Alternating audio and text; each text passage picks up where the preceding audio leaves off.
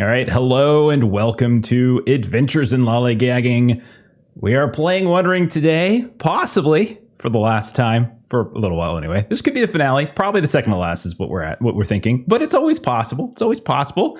But everyone's nervous on our side because they all think they're going to die, and it's because I've been telling them for the past couple of weeks that they're all going to die.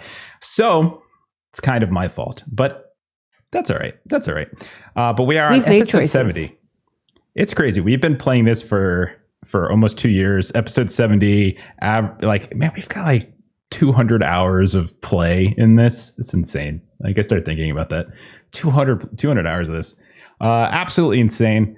But it might come to an end tonight, but I'm pretty sure we've got one more after this. But it's going to be a very dangerous night as you all are decided to march straight up to the gates of Carn Doom. Someone's going to give an Aragorn speech. And then you're going to wait for Frodo to throw the ring into like a icy lake somewhere. And then you're going to remember that that's not going to happen. And then you're going to get surrounded and slaughtered by all the denizens of Angmar. The end. He does have a ring. Not a good one. Not one that's going to help you. It's not one that's going to help you here. But you do have a ring. That's true. That is very fair. All right. Let's do... let's go ahead and do some intros. What I would like you to do, as we're going around, this is sort of the end. We're not. It's not necessarily a role playing moment, but I'm just kind of curious. What is your character thinking after everything that's kind of gone down? Where you're at now? Like, how are you feeling? You're literally getting ready to go march on Carn Doom, which seems almost like it's just like a hopeless mission to a degree. So what is your character thinking? How are they feeling? That kind of thing. So we'll start, as we always do, with Floy. So Long, tell us about Floy. Yes, Floyd, the treasure hunting dwarf. He's feeling reminiscent. He's reminiscing about how the fires of Carn Doom he last saw lit from far away, and now they're a lot closer.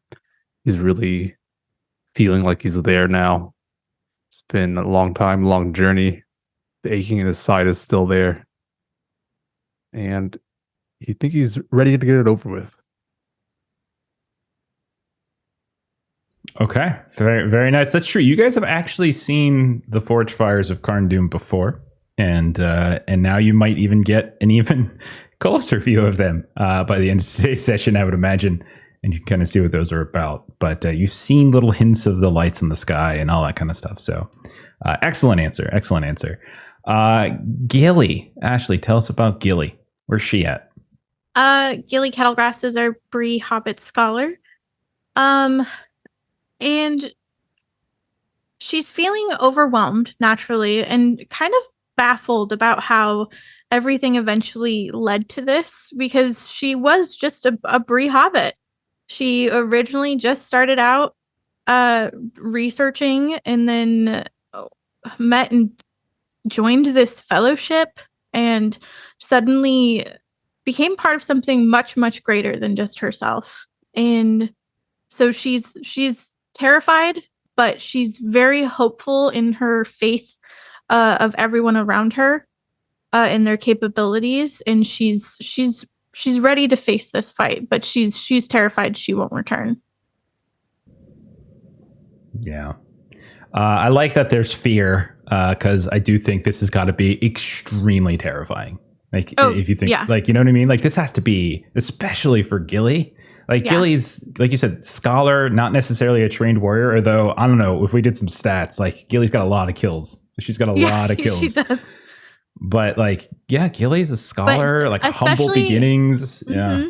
Coming off of Kellic and witnessing the shadow kind of show up and overbear on Daggett a little bit, and fearful of her nightmare of her friends dying. So she's kind of coming right off of that terror. Funny story, though, is that none of what happened with Daggett had anything to do with me or Block Fong. It was just Steven's like, hey, just roll with this, okay? I just can't take it anymore with these people. And I'm like, okay, no problem. You're not supposed to... You can't publicly discuss our DMs. Okay, that's a breach of trust. Only like the week after I can. Just DMs. Yeah. next up, Melissa, tell us about Auriniel and what she is thinking and feeling in this moment. So I would say that Auriniel is kind of off to the side, and she is kind of doing her kind of battle braids, kind of getting herself like kind of ready to go. And she is kind of observing the connections that everyone else has. So, within the group and throughout our travels, we've spent time with Gilly's family, and we've spent time with Floyd's family, and Daggett has his brother here during this. And even among Rangers, she was sort of raised with a particular sensibility about the solitary nature of kind of the work of Rangers, and even seeing Tara making connections, kind of within a kind of set up bit of civilization, and kind of finding a bit of connection. She envisions herself a bit like Maribem, in the sense that she very much thinks that she's going to her death, and is almost grateful that she has been a little bit more solitary. Very, very interesting. With Maribem though, like Maribem also had Talendil too. So like she always she was Talendil towards the end. So I kind of wonder, I know you sort of touched on your brother the last fellowship phase. So like do you envision him as sort of following in Auriniel's footsteps in terms of like what she's doing here, or do you see him rather going and finding a different life and doing something else? Like I know you're like if Auriniel had her way, like where would her brother kind of go off into? I would say that she values the heroism in what they're doing, and so she would want that for him, and sort of like in the kind of letter home that she had written previously, that she does want to encourage him to find others, and kind of go against sort of this sort of very solitary life that they were sort of raised to expect that they should have in their future. There is definitely jealousy and sadness in kind of amongst what she's feeling at the moment as well. Okay. Let's move on over to our captain. Though, is he still the captain after last week? I don't know. But Stephen, it requires a formal vote to veto. So, we haven't gotten through had that vote technically. Yeah. Daggett is a dwarven captain, and right now he is shaken. He went to Angmar feeling strong. He didn't have as strong a sense of purpose as his companions, but he wanted to stick with them the entire time.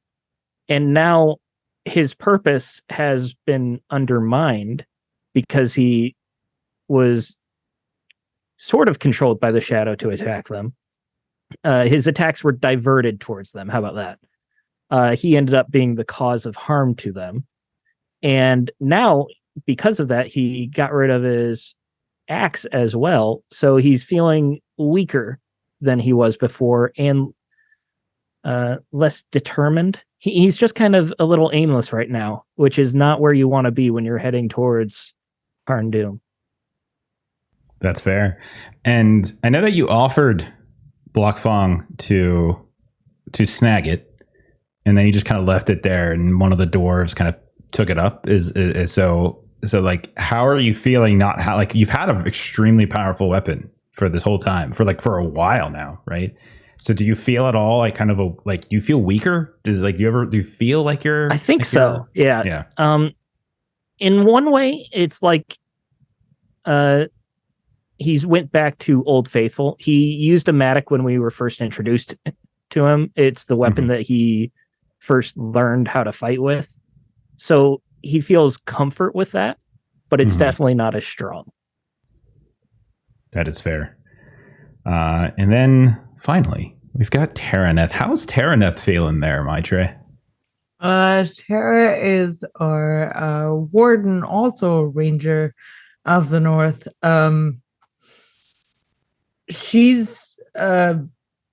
she's feeling kind of resigned, but in a in quite a zen way, because she's a soldier. This was always supposed to be how things went. She was always supposed to fight the shadow, and it was always supposed to throw down a gauntlet that she was going to try to rise and meet. And she now is doing that, and she might die on the battlefield protecting people she loves. But that's not a tragedy. That's what she was always supposed to do. Yeah, in many ways, you're like fulfilling the destiny in some way. I think back, remember when we were doing the like sort of the nightmare visions of the bad things that could potentially happen, and how Terra's even in that, like you still had that battle warrior mentality, right? Even though it kind of went bad. But that hasn't happened. You've kind of stayed the course. Not yet. But you have seen somebody else go bad. A whole several hours to go, Jeff. Oh, yeah, that's fair. I put up a poll in the Twitch chat. I wanted to see who the lone survivor of the fellowship is going to be. I'm kind of curious who. Like, vote for this. Oh, it's definitely Gilly. Is it going to be like who you want to win, who you want to, or who you think might be out? Use whatever metrics you want. But I'm kind of curious. I am going to vote for Floy because he seems to constantly survive every time I try to kill him. It's really freaking annoying. Gilly is turned into a secret Navy SEAL with all these stealth kills, so I'm gonna vote for Gilly. Have you tried not killing me to kill me? That's a good point. Last week I tried not to kill you, and Daggett nearly did. So that seems like the strategy to take. Okay, y'all, we ready to go? Let's do it. So Ready. You okay? So let's quick summary, and then we will go live. So last time around, you're at the uppermost level of Kellic Door, the watchtower that protects the main route to Karn Doom. You found yourselves fighting not only what we've deemed a Watcher Wraith, or a Wraith of some ability to spy, but you also kind of had to fend off a very confused or very distracted or controlled Daggett at the same time. He tried to attack the mirror and then the Wraith, and each one of his slashes, as we've been alluding to with Black Fang, seemed to miss, and it was directed to one of his allies. In the chaos, the Wraith managed to isolate Gilly, which was a little terrifying for a moment, but Aureniel and Terranith were able to kind of come to her aid. The battle got very fierce, very hectic at times, but in the end, the Wraith did fall. And you did get some last bits of torment, though, as a few of you got some visions of a fairly terrible future, and your shadow kind of increased here and there. Now, the party eventually did return to the staging ground. You found it overrun with enemies, in fact. But in a throwback to very early sessions, Thorvin Thievi left these little torn pieces of yellow cloth as signals for you to follow and find where the rest of your allies had moved to. And when you found them, you discovered that they all had also suffered in their most recent test. The most extreme of this was Lady Aracel's group. She described how Vinyutor, a ranger, friend to Terra, who sacrificed himself effectively to allow the rangers and the Dunland dwarves to escape these cold drake whelps, these Ursine riders, when they were at the ruins of Dolgoath. You also learned near Mormin Taras, the hillfolk castle, so to speak, the Tharbad wardens and the Oathbreaker dwarves were caught in a battle, actually, between orcs and hillfolk as they were trying to do this, to sort of sow discord, and they kind of got caught between them. Tharnau, of all people, was terribly injured, but he was carried to safety and cared for by Titus, and looks, at least from these wounds, to be able to survive them.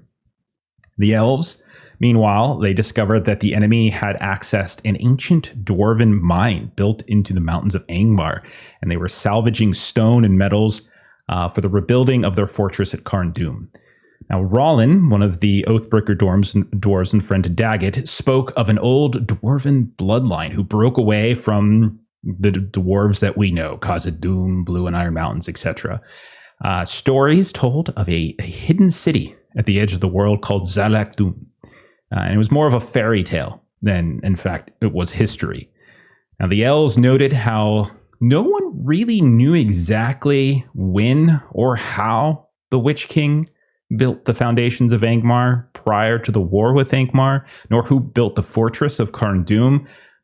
But perhaps between some of this information that was coming out, the theory maybe working amongst some of your peers was that these betrayer dwarves, this lineage of betrayers, somehow had a hand in its construction.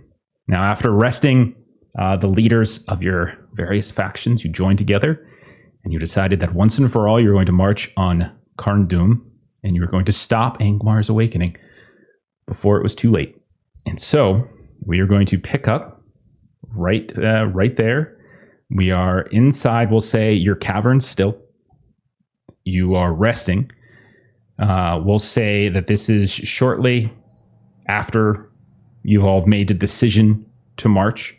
I think the decision Floy and some of the others had decided was to try to take the paths that the elves saw some of the trolls taking. Instead of going across the tundra that you spied from Kelek Dor, you were going to try to come around from sort of an eastern route, coming down or through the mountains, where the trolls that were in Zalak-dûm, in that mine, were dragging large chunks of stone and metal back to the main fortress. So I think that was the decision that Floy and some of the others had come to. But I'm going to turn it over to you all. A couple things in terms of bookkeeping. How much rest do you want to take? I know some of you are wounded. So how many days do you want to rest? And then if there's any remaining scenes that you wanted to do here. And then how are you going to take 40 plus people up into the mountains towards the mines and approach Carn-dûm? We've joked about you guys aren't going to go knock on the front door. You are going to go knock on the front door. So I would love to turn it over to you. You can talk about this in character. You can talk about this out of character. I don't care which. But I'll turn it over to you and I'll stop talking now. Get a quick figure out how much days everyone has on their injury. Maybe endurance as well. It's a good idea. How's everyone looking? Irineo, I think you were probably the worst off, right? How are your wounds looking? I'm back up with endurance, but I still have 8 days left on my wound. So I don't know that I will be, it would be wise for us to wait that long for us to move on. How about others? I have a 5-day wound left. Mine's at 2. And if you're that high, I'd say we just march in.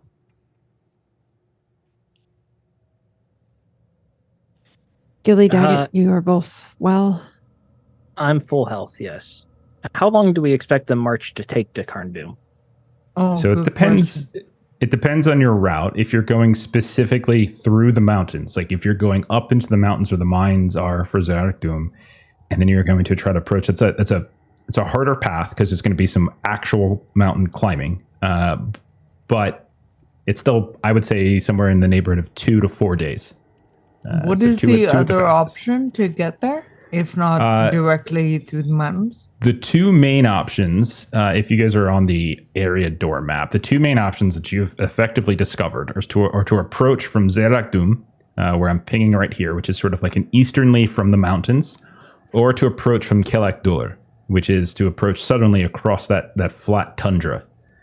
So those are really the only approaches you've scouted. You don't have any real idea what's off to the west that isn't any kind of scouting that you've done. And you do know that Carn-dûm as a fortress itself is kind of in a nook within the mountains itself. So no matter what, you're either coming at it from the south or you're coming at it from the eastern mountains. So my instinct is Kelek because we were just there and we don't actually know. We don't have insight on Zalak-dûm the way we do for Kelek. So it's sort of the enemy you know kind of thing. Yeah. Gilly's only issue with that, though, is it's a tundra leading up, so they're going to know we're approaching as soon as we're within eyesight, maybe even further. Yeah, And I I believe- guess I wasn't expecting to just be able to stealth in regardless. And didn't one of our ally groups go to Zarak Doom? So they do know the way there. Yes. Oh, So, do they? My yes, mistake. the then. elves.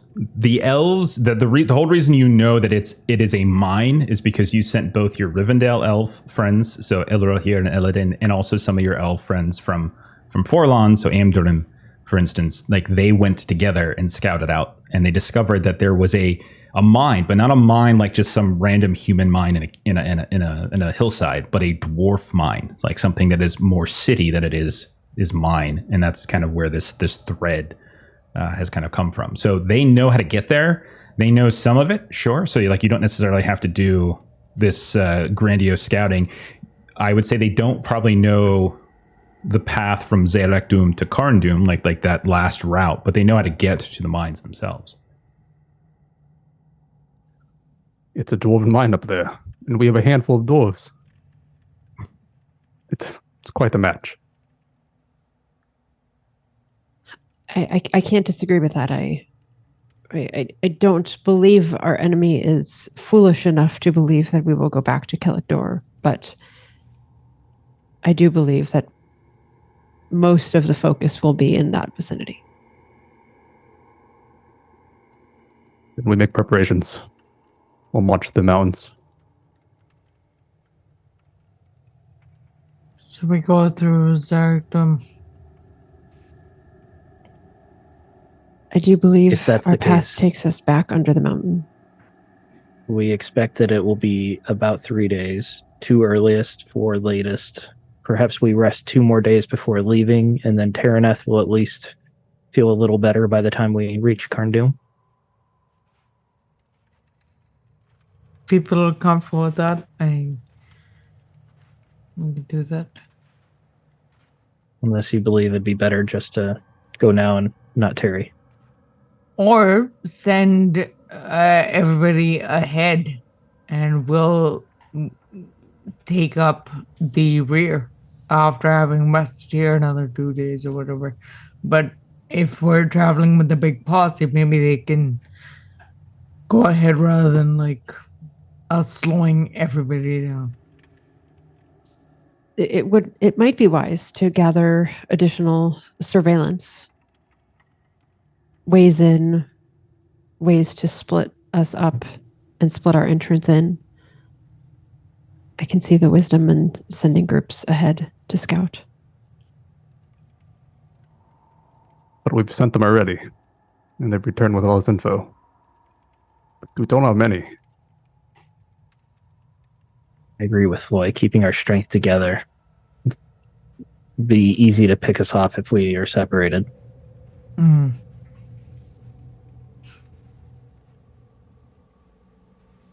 Do we wait 2 days then?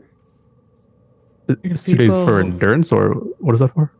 It's for my if I have a 5-day wound and we wait for 2 days and travel is 3, then by the time we get there I'll be unwounded and you will be unwounded by the time we leave here. Okay, that sounds So good, it's actually. for you and me. So we'll take 2 days to gather our strength.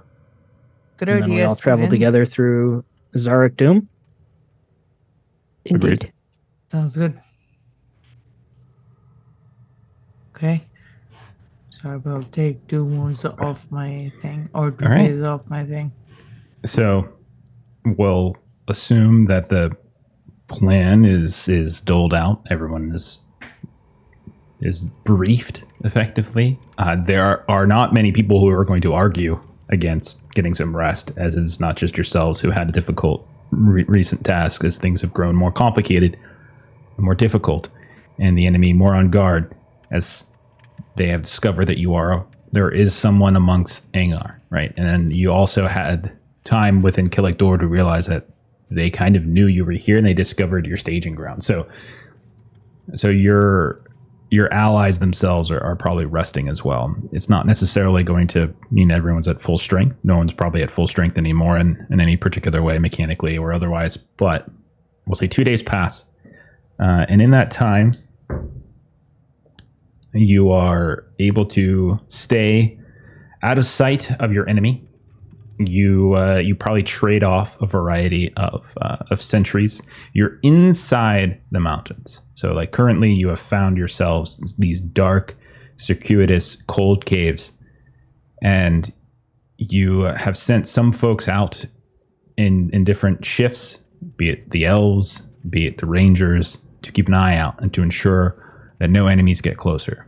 You are, however, given reports that there have been multiple times in the 2 days, in the 48 hours in which you have been trying to recuperate here, where there have been sightings.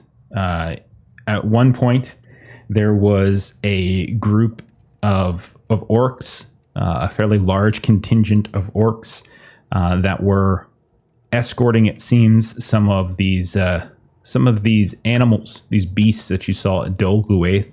Even though there was some sort of sabotage and scouting that was actually done there, it does seem as though some of the animals have survived. And you have seen that looks like younger packs of white wolves, wargs, and such are being kind of escorted off to the west, presumably to Carn Dûm itself. At another time, there was an incident in where there were a handful of goblins that, when you speak with some of the folks from Tharbad, that they recognize as likely having come from Mount Grom, but their numbers are very, very thin. There's not that many, in fact. They don't seem to have any real leadership to them, and there were sites of kind of squabbling here and there. And so you are seeing that there is some sort of consolidation, or perhaps whoever is sort of in Carn Dûm is kind of calling to banners, or whatever it might be. But none of them discover you. So you're able to rest in those 48 hours without any interruption. After that time, you can see that the rangers have begun to grow a bit anxious. The elves have probably done the majority of the scouting. They seem to not suffer as much as others when it comes to the need for rest, or when it comes to the environment itself. But even they are starting to grow concerned. And the sights of these different groups kind of beginning to shift across Angmar, presumably up to Carn Dûm, has them raring to go at this point. And so one morning, 2 days later, small rations are handed out. You're running low on these as well. Very little game within the area to sort of hunt. You see some of the dwarves and such have scrounged what little or what meager offerings the caves have to supply. And everyone looks to you all as the company mounts up, so to speak, and begins to traverse. Now, I know that we are a group of close to 50 at this point. There have been a few losses, so I don't know if we're exactly at 50 anymore, but we are close to 50.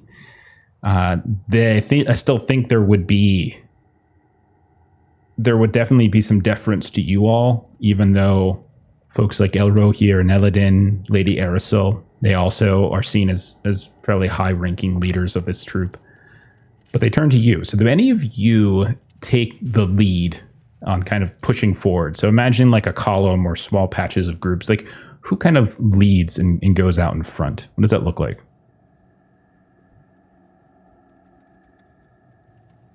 Renil would kind of go over toward Lady Aerosol. And she would just, having lost Vinyatur during kind of some of the recent kind of traveling around and whatnot, and say, we have left a lot of the scouting to the elves. I do believe it is our turn to lead the way, perhaps. So Lady Aerosol, again, she hasn't shown signs of really being emotionally affected by the loss of Vinyatur, like at least, but you can tell that there's a grim countenance to her in a way that she probably hasn't had before. But she has warmed to both you and to Tara over the time. And when you first met her, there was a question of how dedicated she was to these Northern Rangers. She was pushing to leave Eriador and sort of venture down towards Gondor. But she turns to you and she says, scouting for it is a young woman's profession. We will defer to you. All of them. Look at them, Erenil. Everyone. The Rangers, the Wardens from Tharbad, even the Dwarves, in their own way. They look to you. They look to Terra. They look even to your hobbit friend. They look to you all because you have been the anchor for this endeavor. It is only right then that one of you lead us forward. Which is not to say discount the council, the elves of Rivendell and Forlond, whose eyes have been set upon these mines that we now travel towards. However,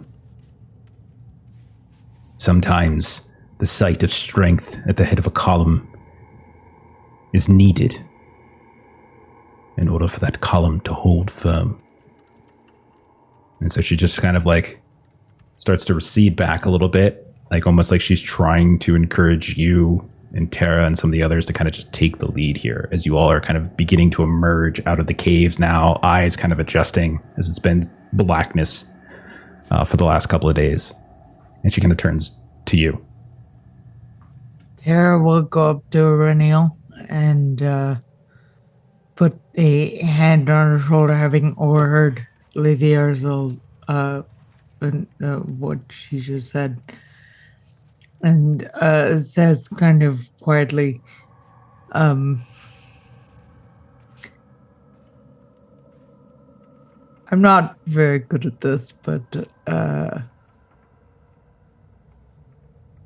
if I was to have a sister, I would hope she would be like you. And I think if anyone should lead the charge in the beginning, it should be you. Not because of what you can do, but because of who you are. You are conscientious and you are integral in ways that I do not even have the words for. And I am going to use my fellowship focus with Thornail to spend that hope point and give her extra dice. I don't know what she's rolling. So you're going to be rolling an explore test. And normally I think what you're doing would give, I think that makes it favored, but I'll say, Aurenial, take a bonus die, we'll say, and give us an explore test as you kind of get out into the front. You hear the voice of Tara kind of encouraging you. You have been debriefed by Elrohir and Eladin and Andrim about what they saw along the ridgeline. You are not taking the exact route that they took, obviously, because you're coming from a different place. You're venturing up into the mountains, and then a lot of this is you all trying to go up and bypass some of the dangers that might be in the jagged plains of Angmar itself. So give us an explore test and take that bonus from Tara. Before we do depart, though, Gilly joins Tara and Aurenial at the front of the group, and she's kind of got Titus along behind her, and she kind of coughs and kind of looks up at Titus like, could I get height, please? Yes, Miss Kilgores. And he like, gets down, and then when he's not down enough, because he's extraordinarily big, he gets down even further. Yeah. And then he looks at you, and it's still not enough. And he contorts. It's like, Miss Kilgores, I think my back is going to snap. Please. Oh God! And she scrambles up, and she's kind of like sitting like on his bicep, kind of thing. Mm-hmm. And he's like a troll unto himself with his size as he kind of suddenly, he's the tallest person in the group that, maybe one of the elves, but other than that, he's the tallest person in the group easily. Yeah. And Gilly kind of turns to like face the masses of everybody that we have. And oh gosh. And you can tell she's nervous because her voice starts off kind of reedy. And she pulls out her journal because she's like, so we wrote some words down, but I don't know if this is, and she's nervous, but she's just like, friends, we're about to face our most arduous challenge yet. We shall continue our march through the waste of Angmar and onto the fortress of Karn-Dûn. We have witnessed fires being lit and darkness growing and festering while left unchecked. We are here to douse those flames. We are here to spread hope where it has been forgotten, and we are here to lay evil to rest once more, together. Separately, we're strong, with the men of Tharbad who are vigilant and eager, the noble rangers of the north who are steadfast and true, and she points, our elven friends from Forlond, keen-eyed and swift. The elves of Rivendell are fierce and true of heart, with the Dunland dwarves who are tough and bold, and our Oathbreaker friends, dare I say, Oathmakers, are stealthy and rebellious. Together, we are something new, a fellowship of men, elves, dwarves, and a hobbit, tested and trued by the trials of Angmar. Remember, we are here to douse those flames. We are here to spread hope where it has been forgotten, and we are here to lay evil to rest once more. For all kind, for our fellowship. There are muted cries as everyone's cheering, but at the same time, like knowing that they're supposed to be quiet, but you can see smiles. You can see like faces, postures are beginning to stand a little bit taller. You can even feel Titus, and like you're kind of growing in height as the speech goes on, as he seems to be some of that sort of weariness is started to undo a bit. And by the end, you can see that everyone is staring up at you, whereas at the beginning, maybe like a few were busy like getting packs ready or this or that and not paying full attention. But one after the other, you can see each of the groups kind of cheers and smiles. You can see a few have like little tears in their eyes as well. Everyone, go ahead, take a point of hope back if you need to. As Ashley, that was amazing. Feel that is certainly a hope-worthy speech. Well done, Ashley. So, do that later when I use my hope. What's that? You can speak later when I actually use my hope. Just have like a buffer. You of write hope. it down. We can read He's it just again. so hopeful, Floyd. That's why I think Floyd's So really- hopeful. He's like, he can't even kill me when I don't use my hope. Like, imagine if I used my hope. At a certain point, Titus will take you down, and he'll like kind of ruffle your head a little bit, and then he'll feel like kind of bad for doing it. But then he'll try to smooth your hair out at the same time, and then he'll like take the hood of their cloak and put it over, and he's just at a certain point has no idea what he's doing, and he just gets very flustered and walks away. Tara gives you the biggest hug you've ever got from her, specifically, and she hugs you for a bit, but Yeah. she gives you this tight, fierce hug. And Gilly does give each of you in the fellowship a hug as well, and just reinforce, I believe in you all, and I believe in your capabilities and your strengths and what you're able to do. Floy, Daggett, you guys hit harder than anyone I've ever seen before. And I believe that when pointed at the right direction, we all can do wonderful, great things that the world needs. You're not Thank getting you, any more Gilly. hope. You're just getting the one. Yeah. No, she's just on her soapbox. You're the smallest of us, but you have the biggest heart. Thank you, Floy. All right. When So- Gilly comes over to Auriniel, Auriniel will kind of give her a hug back and whisper in her ear, hope, a mountain. Together we stand, unite. All right. I need that explore testimonial as you all set out on your journey upward into the mountains and across, trying to find the route that these trolls took between Zadok and Karndum. 28 over 16 with 1 extra 6. Okay. You manage, perhaps it's providence, perhaps it's just confidence birthed from Gilly's speech and the sudden warmth that you find yourselves in. But you're able to find a route in the otherwise jagged and unwelcoming mountains of Angmar.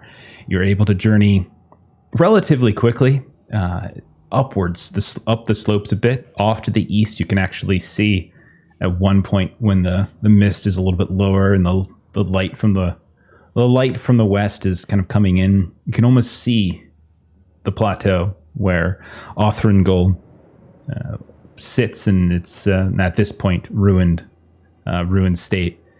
And you're able to venture over the course of about a day and a half. I will say that you spend a night, and you said you got a 28 with 1 success, with an extra success? Correct. You hear and see no signs of the cold drake that you all had contended with, that had been kind of hunting and haunting you a bit around Othringol. Does not seem to be here. You don't hear it overhead. You don't hear any sounds of crunching of rock or ice. A few times you do see someone from your group spots movement below you, and they point out what looks like orcs on the backs of wargs, these northern white wargs that almost blend into the landscape themselves, but the orcs stand out. They never quite see you. You have gotten higher than them, and so you do have the high ground, not inconsiderably so, but even still, you kind of flatten down. The order kind of gets passed along, and you quiet. And after about a day and a half, nearly 2 days, you get to the edges of this very high cliff, and looking down, you're watching. We'll say the 5 of you are near this cliff, looking down, and the elves that had scouted here before come up behind you and off to the side. And you know that they can probably see with slightly better eyes, but Gilly, you might give them a run for their money. As far below, probably about, we'll say 300 yards, you can see that there are, they look from this distance, they look just like normal small, folk moving about, but you can tell with how the size of them that you know that they could be trolls, groups of trolls moving about. Floy and Daggett, you recognize what looks like columns that have been deconstructed, but you can see the base, the foundations where they were like drilled into the mountain floor. You can even see where likely the stone had been planed to create kind of a flat surface and what looked like the edges of steps that go up and into a cave opening. From a distance, you can tell if you have, if you concentrate enough, you can see that the cave itself is not some rocky, toothy opening, but in fact a very large and refined entranceway, not unlike those you might see in some of your kin's minds. However, it is very busy. There are ample amounts of folks that seem to be working. You can see that a ridge and this cliff continues at a very high angle, like 300 yards around. But Aurelian, with your Explorer test, you can also see that there is like a mountain path, almost like a ram's path. It's very narrow. It's very treacherous. It would also likely mean that your entire company would be moving in a single file, would be moving around, up and over Zarek Doom, and kind of sort of slipping around to the north, right on the edge of where the Forad Waste, the northern waste, kind of extend, and then coming onto the western side. Alternatively, you do see a path leading down where you could risk potentially getting to the level that some of these workers are at and trying to stealth past at one of the lower levels, lower tiers of the foothills. So those are kind of the two paths you have to move around this mine. So Aurelian will kind of go back to the group. We go up single file, exposed,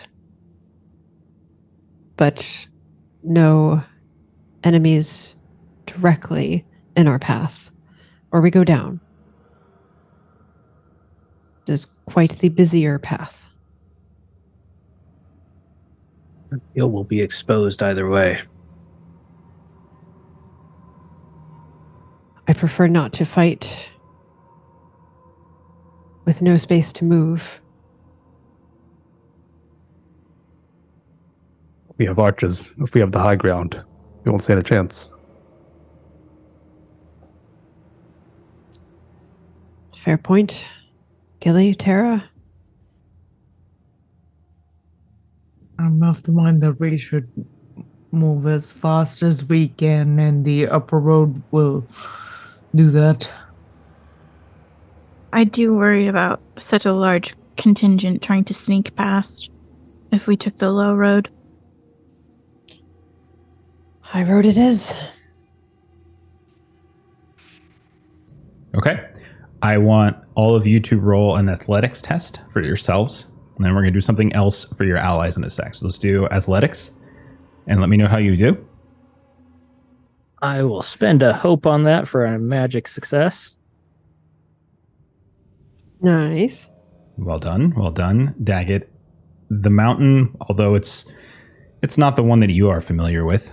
It's not the range, the Blue Mountains itself. It is nonetheless a mountain. And the mountain does not, as far as you can tell, feel evil.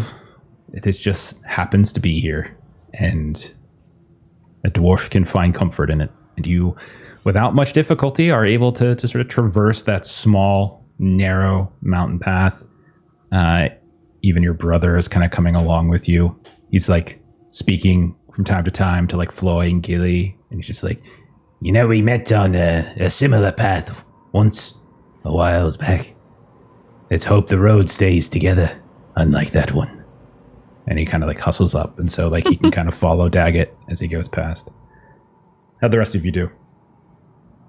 Great. Success with the Gandhi. Success with a Gandhi. Tara, I succeeded with Sauron's help. did you now? Oh, God. Oh, no. Okay. Thank you. Gilly, how'd you do? Great success. Excellent. Auriniel, how did you do? 16 over 13 with 1 extra 6. All right. So it sounds like we got a couple bonus successes. I want everyone now to give me a roll of a d12 and let me know what you roll. Obviously, an 11 is a Sauron, a 12 is a Gandalf, and 1 to 10 is just the number. Gandhi. 5. Okay. 5. 8. All right. Okay. All right, and a Gandhi. All right, you're traveling across. You can see as you look back, those of you, some of you are probably intersperse yourselves, some of you in the front, some of you in the middle, some of you in the back, keeping watch, keeping sight of everything. And there is one moment, and only one moment, of concern. And it happens towards the last, the last grouping, where you see the Dunlin dwarves as they're traveling across Thorvum, Thebe, and some of the other crafters that they brought with them. You can see that a crumbling of rock begins, and at one point, Thebe nearly falls. Thorvum is able to quickly fall down and grab her, and we'll say that Floy, you're probably nearby, and it was maybe your steps that kind of triggered some of this avalanche, some of this small little avalanche as you come rushing back, and you can see the earth just begins to collapse and collapse and collapse. You're able to fetch Thebe.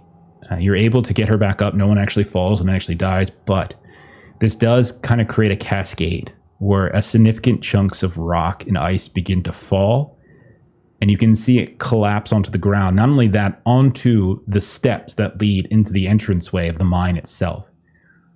It causes a bit of concern, and you can see that some of those shadows below, which you know are trolls and orcs and such that are moving about, some quite large, begin to stare up in your directions with some concern.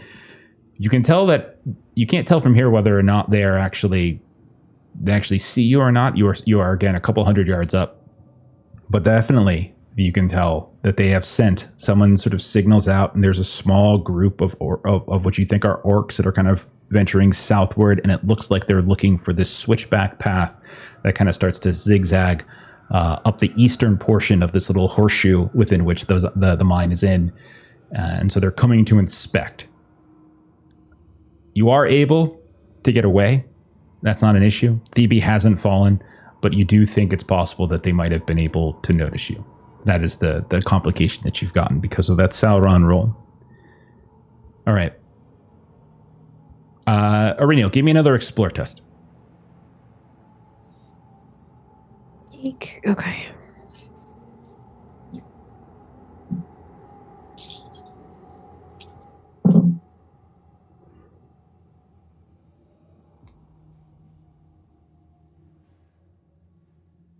Okay. So quiet. That is success with 2 extra 6s. Okay. So the next, I would say, not quite a full day, probably a half day's travel. Again, you find, Providence on your side. You find another relatively modest, comfortable path. And by that, it's all relative because these rocks, these peaks are extraordinarily jagged. The weather kind of holds as well. Mist, fog kind of covers, but you never really get pelted too much. A few times the elves remark as they kind of climb a little higher up and look out and scout ahead, use their eyesight. Some of them remark on the forward waith as they can almost climb up and peer through little peaks and valleys and at this like northern waste. But you never really have any trouble the way that you had above the mine. At a certain point, though, after about a half day's travel, you rise above a ridge and you look out and you can see that there is a glow in front of you. It is this kind of blue-green, sea green color. You can see that there are these dark black pillows of smoke that seem to be wafting up into the air like these heavy, heavy plumes kind of funneling up into the sky. And you realize that you have reached the mountains above Carndum. Now, you are a ways above. However, when you look out from like this side of a slope, you do see, because of the glow of the forge fires below, you are able to kind of pick out elements of the ruined fortress below you. It's not clear, but it is nonetheless like something that you can kind of start with. You do see behind that smoke there is a very large spire that seems to be relatively centralized. It looks as though the fortress itself has been built into the mountain somewhat, either to the eastern and maybe to the northern side. You think the tundra is on the southern side as well. You're not quite sure what's on the western edge, as no one scouted that far yet. But you can see a very tall, very severe angular tower that periodically peeks out from behind these black plumes of smoke from the forge fires. That is not what seems to be giving off that light, but there, as you're kind of leaning down so far below, there are what you think are some other buildings that are potentially intact. I will allow anybody who wants to try to get more information than that roll a ill-favored, we'll call it scan test, to try to see more. As the blackness, the smoke, the distance, all of this is creating the ill-favored. I'm so excited that Iriniel has done well with this Explorer, because Iriniel did not start particularly good in Explorer or Wits, but it's one of the things that like got developed throughout the course of the campaign. So I'm excited about that. I failed. Okay. Success 18. Very nice, Floy. Anybody else? I did not roll. Okay. Yeah, I didn't for scan. Okay, Floy, it is not an easy sight for you, obviously, from this high up. You are much higher above Carndum's location, and the path downward is far more severe. It's almost a vertical drop. And when you look down, you can actually see the remnants or the buildup of ramparts. There appear to be a very dark, gray, almost black stone that has been built up, and that almost seems to be emerging out of the mountain. And it creates these battlements that weave westwardly and southward, and then at a certain point beyond your vision, as it looks like they are walls. You are able to notice that they're not fully intact. They appear to have suffered some damage, or they're being repaired in some way. You can see that there were likely parapets or some other kind of towers along the crenellations, like around the fortress itself. Some of those you can see what looks like the framework for them. You're getting the feeling that it is actively being rebuilt. You also, as you peer down, can see the source of where the smoke is coming from. You can see these sort of sea green fires in a way, this illumination below, and you can see what you think is likely a very massive forge that intermittently, whenever the smoke kind of ventures and dies down a bit, you can see it in its great totality. There is no beauty to this place. There is impressive architecture in some way, but it's very brutal in its presentation. Everything is severe, everything is dark, everything is angular. The spire, that central spire, is ruined on one side, it seems, as though there is a huge swath of the stone, and parts of the spire itself are actually open air. And you can, I would say from where you're at, you can probably see that there is likely a third building in some sort of form. So there looks to be a very large, winding, partially ruined, like, central wall that seems to protect the southern side of the fortress. The mountains seem to protect the eastern and northern sides of the fortress. And then there's like this amazingly large courtyard, but there only seem to be about 3 buildings that are intact: the spire, the forge, and some third one that you don't know the purpose of. And this is all that you can really see. As some of this is probably you seeing things and then making kind of calculations in your head and kind of doing the math of what you think this might be for and that might be for, maybe maps or sketches or plans that you've seen from Jetty or from others that have kind of helped you in your time. But that's what you see, man. They're using this forge to build something so ugly. Yeah, but there's weakness in the walls. A point spots out. We must do what we can to disrupt that forge. Of any goals that we have here, I believe that one of them should be to ruin the forge, yes? Yes, it would stop the rebuilding. Slow them down. And we need to assassinate whoever is directing. Where would we presume that throne room would be that we saw in the mirror? Leaders like high places, I would assume the spire building. Could I do some sort of roll to determine like where actually based off of like, or maybe one of the dwarves based off of like dwarven architecture, where would a actual like throne room be? No roll necessary. I think Ireniel's point is pretty accurate. Spot on. Yeah, like there's a very pronounced spire that seems to be nestled in the back of this entire fortress. And it is not in great condition. It's not fully intact. Like I said, a whole eastern side of it seems to be kind of wrenched free, and it's open air at some parts.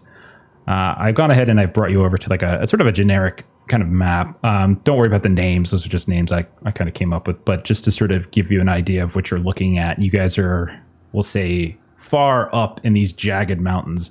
You could certainly try to go commando down the side of the mountains themselves. It'd be very dangerous. But you can potentially try to do it. So you see that almost immediately beneath you, that's where the pillow, like that, the black smoke is kind of coming up at you. You can see a little bit northwest of that. There's like the spire itself. There, far to the west, there is another building of some kind, and this all is behind a fairly wide and impressive, but broken and incomplete ramparts. So just to give you kind of an idea of what you're seeing, you obviously don't know the names of stuff or what they are or what they mean, but you can kind of, just to give you the visualize it if you wanted. Are the broken ramparts the walls you were describing that were being rebuilt? Yes, and like they basically extend you probably only see maybe about halfway. You probably can't see all the way to the other side of the fortress. Like the grounds of Karn Doom are very large. It's like, think of the size of Tharbad and how large it was, and this is what we're kind of talking about. There's enough space in here to be a city unto itself in some ways. You can definitely tell that whatever the powers that be that sort of face down the Witch Kings with the Witch Kings and armies and kind of chase them back into Angmar, whatever destruction happened here in the war with Angmar, it has not been fully rebuilt, but it is in the process of being rebuilt. And so there could be support potentially for more and more to be built within this area. So this isn't like the scale or anything. This is just this sort of an abstract view to give you guys an idea. Reneal will turn to all of us gathered here.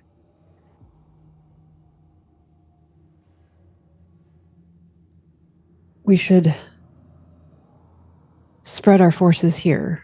We have much destruction to rain down upon this place. It is in the process of being rebuilt. None of the purposes benefit anyone. We must destroy and bring down everything that we see upon us.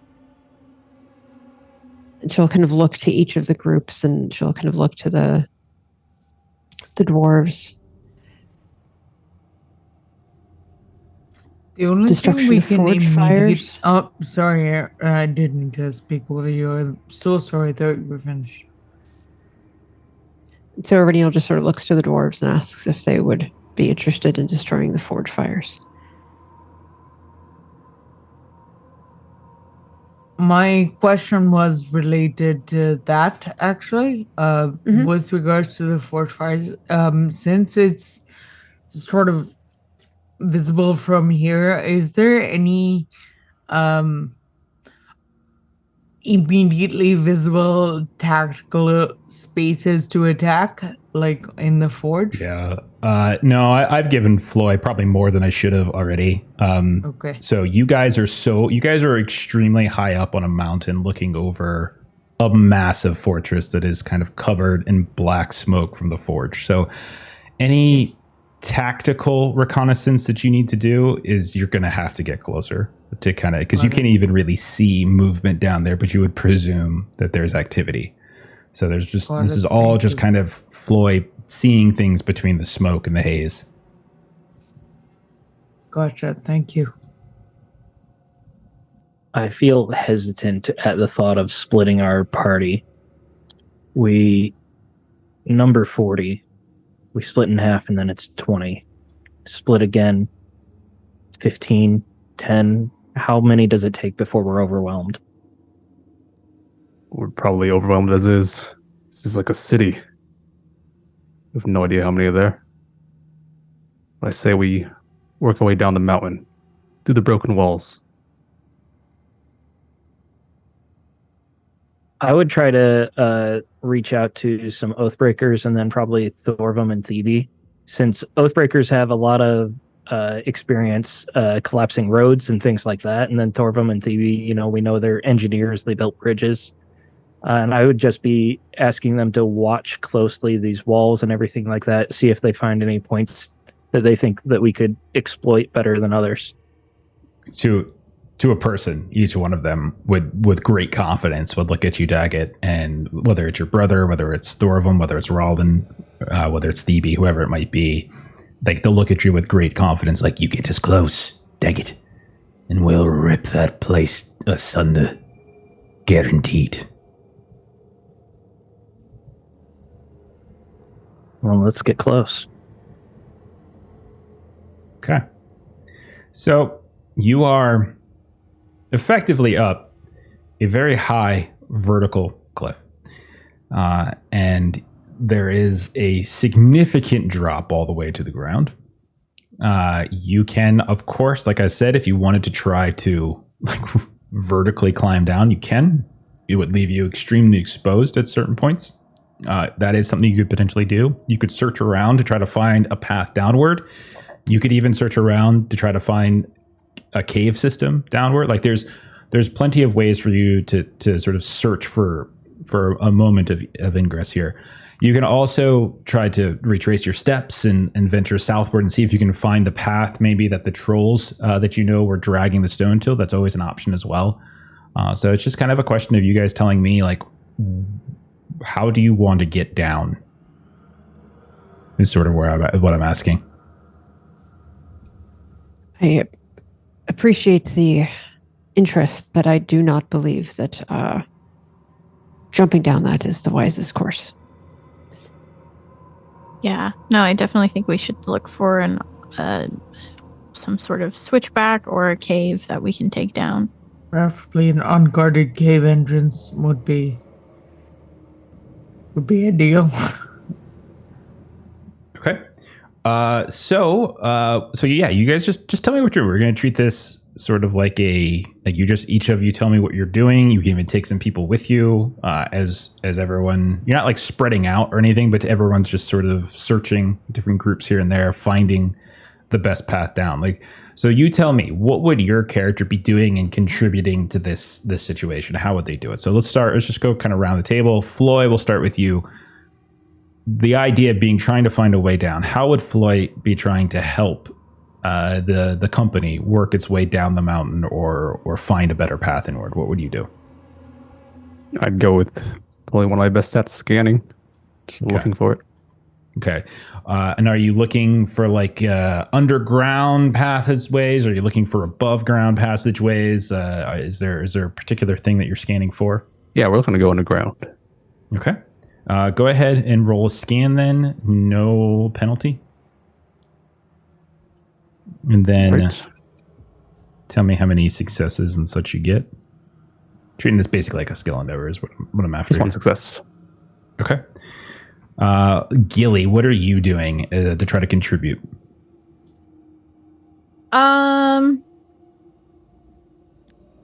Yeah, she's trying to find the way that's like the least amount of danger to get down. So she's avoiding the scaling. She's probably going to avoid open areas as well. So she's probably going to look for another cave system down. Okay. Okay. It's going to be scan then, if that's the case. Okay. Give that a roll. Let me know how you do.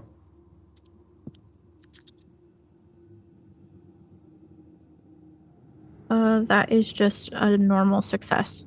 Okay. Fair enough. Auriniel, what are you trying to do to help contribute here? So Auriniel is a little bit more comfortable with sort of the open area. She's not necessarily looking for a cave, but she's looking for more of the switchback type of path down. Okay. A way that, kind of some can go in that direction. Explore then. Let's do explore for above and scan for below. Okay. As you're looking. Scans like looking for hidden entrances into the mountain. Explore, it's just looking for a path. And let me know how you do. Yeah, so that is, I hit it exactly with 1 extra 6. Okay, fantastic. Daggett, how is Daggett helping out? Would I be able to keep watch, specifically looking for danger, making sure that no one moves past us or around us, that as we're searching, we aren't being overly obvious, that kind of thing? Sure, just standing sentry while others. Make it awareness. Would I be able to use my armband of the Mirdon to detect danger? Perfectly fine in this case. I haven't used this baby in a while. I was about to give it away again. Maybe. Give it back to your brother. 7, 7, 5, 19 over 13, just 1 success though. Steven, you can't roll a 7 on a d6. No, I was rolling a 3, 4, 3, 4. 7, so I just 5. You guys heard that. 7, I rolled 46. Yeah, I was for one of them to be 7, but 2 of them. Steven's been doing it backwards the whole time. 1d6 and nothing but 2 I rolled d10s, okay, and I still failed. How many? So, what's the total number of successes? 1 for me. All right. Okay, and then Tara. What is Tara up to? I'm gonna narrate it all once it's all done. Given that other folks are looking for specific cave entrances and switchbacks and that kind of thing. Tara is just looking in general, so I'd love to make an explore roll. Sure. Yeah. If I could, and also use my Ways of the Wild, which lets me get a magical success if I spend a hope. Absolutely. Yeah. Go right ahead. Awesome. Very nice. Pulling out all That's the like stops. spin. Hell yes, man. Drove it like you stole it. And That's what that it's is there a one success. One One extra success. six. Okay. So So magical and we'll one say hours pass on the cliff above Karn Doom. And during that time, the sun, which again is never quite in the sky, visible to you, but always hidden behind the gloom above, you can tell it goes down as everything grows darker.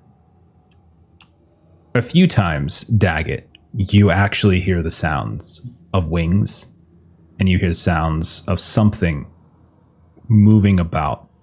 When you look over and down above Karn Doom, and you see the black smoke, once or twice you kind of catch what you think is a large creature of some kind swooping over and roosting, it looks like, atop a section of those ramparts. Never quite looks up towards you all, because any time that sound happens, you kind of alert everyone who is anywhere potentially to be seen or make noise. You're able to warn them.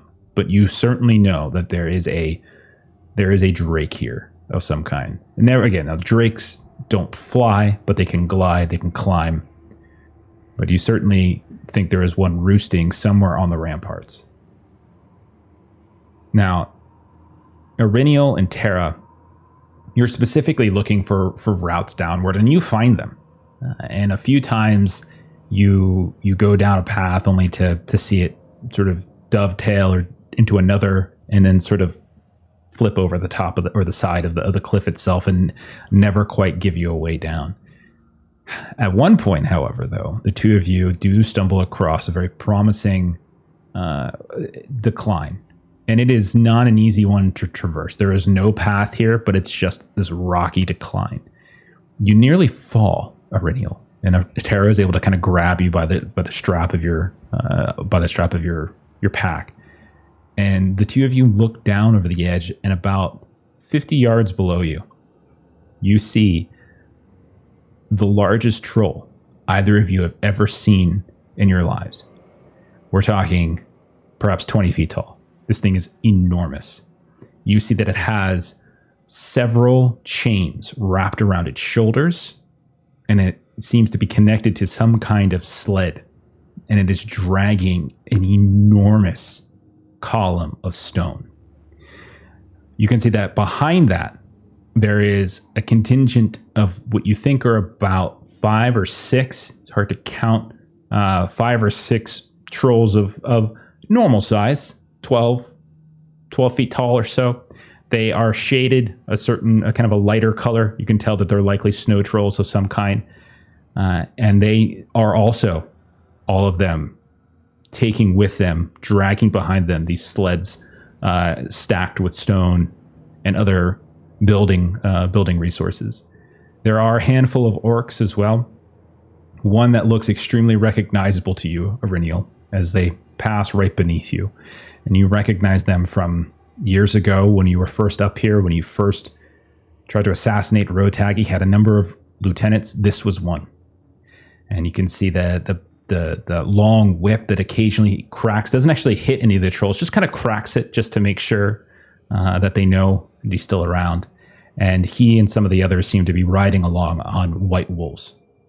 All in all, there is a total of somewhere around 15 to 20 in this party between orcs and trolls, and they are all dragging with them the stone. Now, as you watch them pass, they don't notice you. They don't look up. None of them do. And you see that they are on a relatively, it's not a road, but you can tell it's a path that they have taken before, as the ground is somewhat smooth. And you would imagine they have pulled so much of the stone and these sleds over top of it that has actually ground down some of this ridge and you think if you were to follow it, you might be able to skate around. If you follow them for a little bit, we'll say, and you peek down, you see eventually it slopes even further downward. And it ends up, as you start doing some basic calculations, you see them kind of emerge not behind the ramparts, but actually in front of it. And as the two of you continue to venture downward, you notice that they are kind of skirting just underneath the broken ramparts themselves, the walls. And just south of them, on the ground, kind of putting like almost like a moat between the fortress and that large expanse of tundra, there is a chasm, this massive fissure that just seems like it's a moat around the southern portions of the fortress. And they are kind of traversing the ground between that fissure moat and the ramparts themselves until they go out of your sight and you can no longer see them. But you think you've found the route that they take. Floy, meanwhile, you are moving about with some of your dwarvish friends as Daggett has taken others and some of the elves to keep watch. Gilly, you are along with Floy as well. The two of you and some of your friends discover there is a cave system. You actually find one. You actually find what almost looks like a hot spring, as a tuft of mist just comes up out of the sky at one point. And when you climb down it, you realize there is some small mountain spring. There's warmth in here.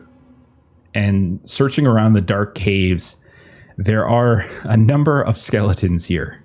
You get the sense that you are in a place that someone has traveled before, but none of them like look fresh. Like you don't see any signs of like anyone's died recently here, but you see the bones of creatures.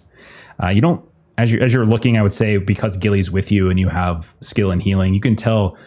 You think they're animals. You don't see any signs of like dwarf or elf or human skeletal heads. It looks more like Ursine, like these once were maybe bear caves.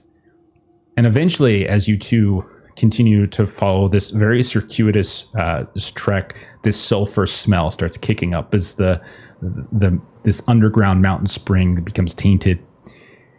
You realize that a small opening leads out above once more Carndum, but you are about 150 yards below where you had left Daggett and some of the others to keep an eye out for danger above.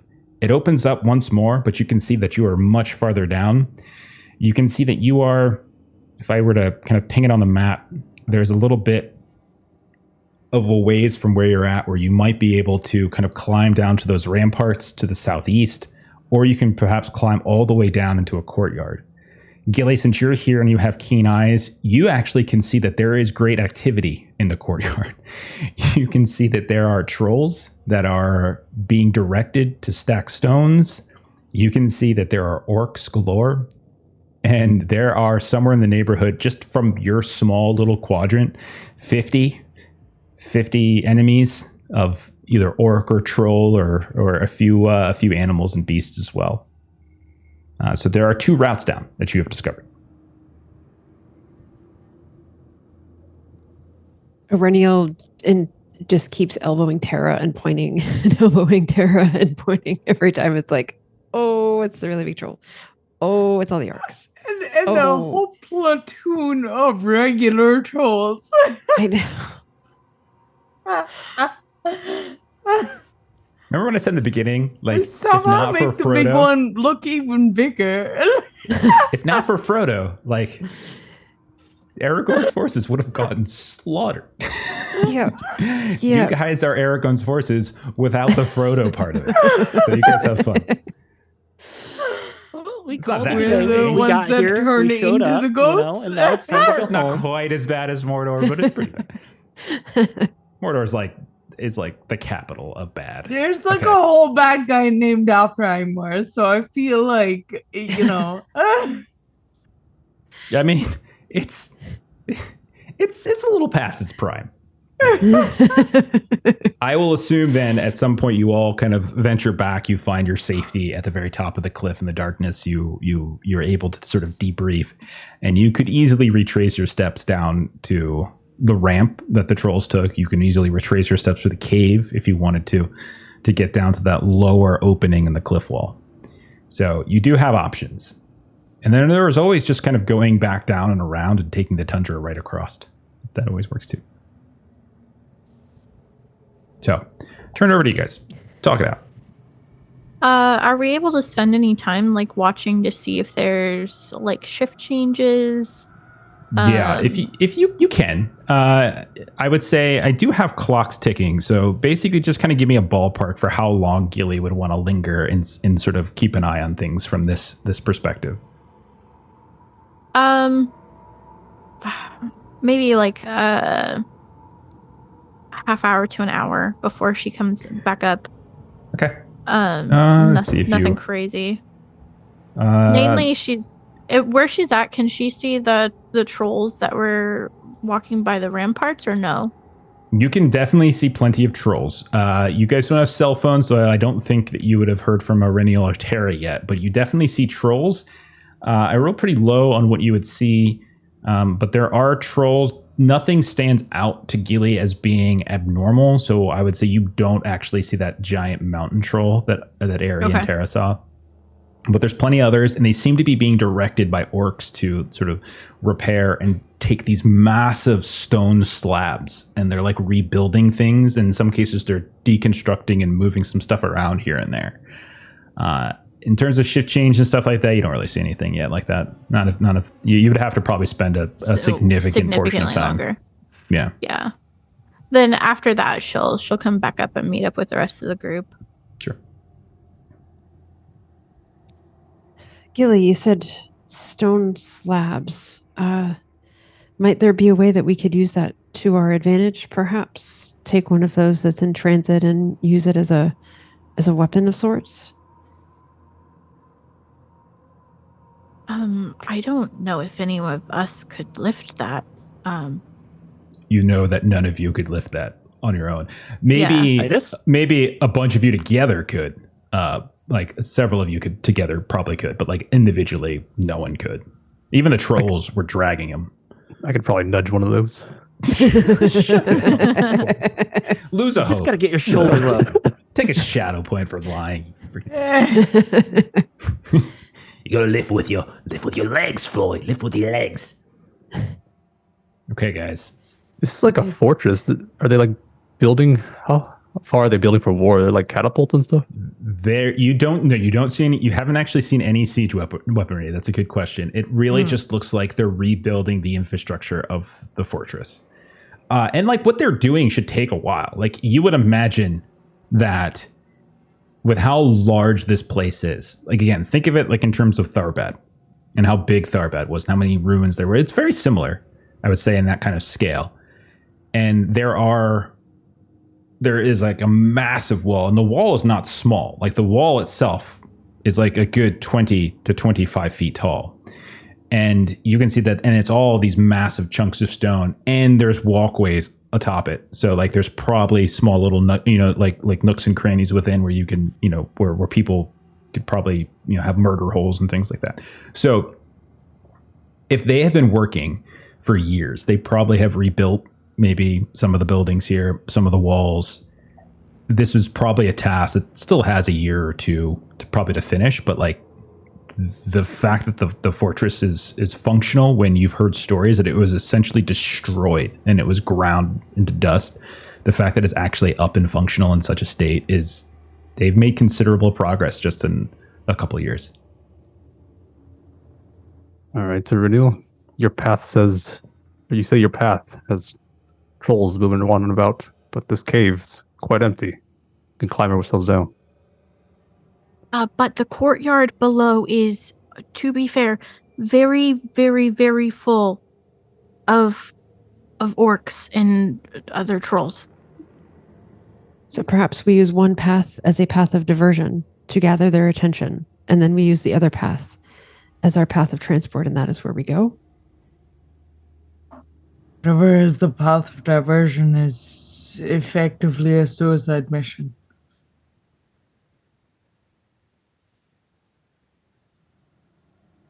We take the path where the trolls are traveling. And we use that to set a fire, set some type of diversion in that direction, and then we go the way that the dwarves went.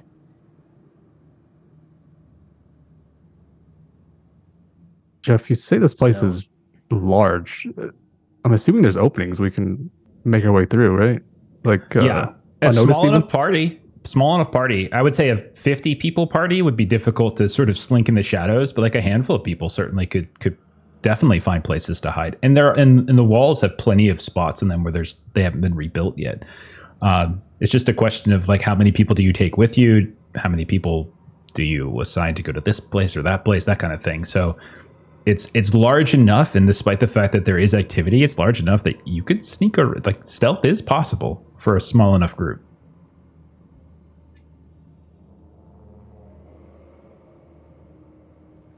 Then we'll just break it up then. Have like small parties of 3 go in waves. I agree. I think that makes sense. Traveling all of us together is not the wisest path. Where do we want to meet?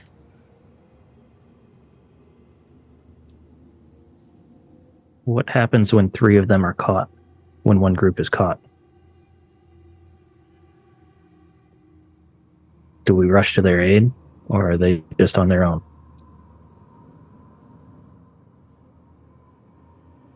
We help, of course. We'll just come in from 2 different ways. One group takes the mountain pass. The other takes the cave. I think what we need to do is we all need to get down and the majority focus fire on one location, be it the forges, sowing discord, and we need to travel to the spire and cut the snake's head off. I agree with those 2 locations. I think we learned after our last travel that the 5 of us alone are insufficient to complete our tasks. I believe we should have some with us. Do you like the idea of focus fire? I agree. I think that whatever we decide to do, what we will need to contend with is our numbers getting thinner, being detected, and getting into combat. Regardless of what we choose, those 3 things are going to happen. So we need to make a decision where we suffer the least losses in those areas. I see wisdom in Gilly's plan. If the That's bulk right. of our forces head towards the forge fires, we can lead a mission to the spire, and any volunteers that wish to come with us can. I do not believe that we should order anyone to come with us because, I agree. let's be honest, we don't know if they'll come back. No. At least if the main force stays together, they have a chance of leaving together as well.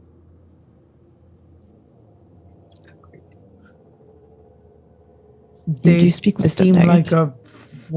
they seem like a bunch with resilience and heart. I expect more of them will want to come than I hope more of them will want to come than not.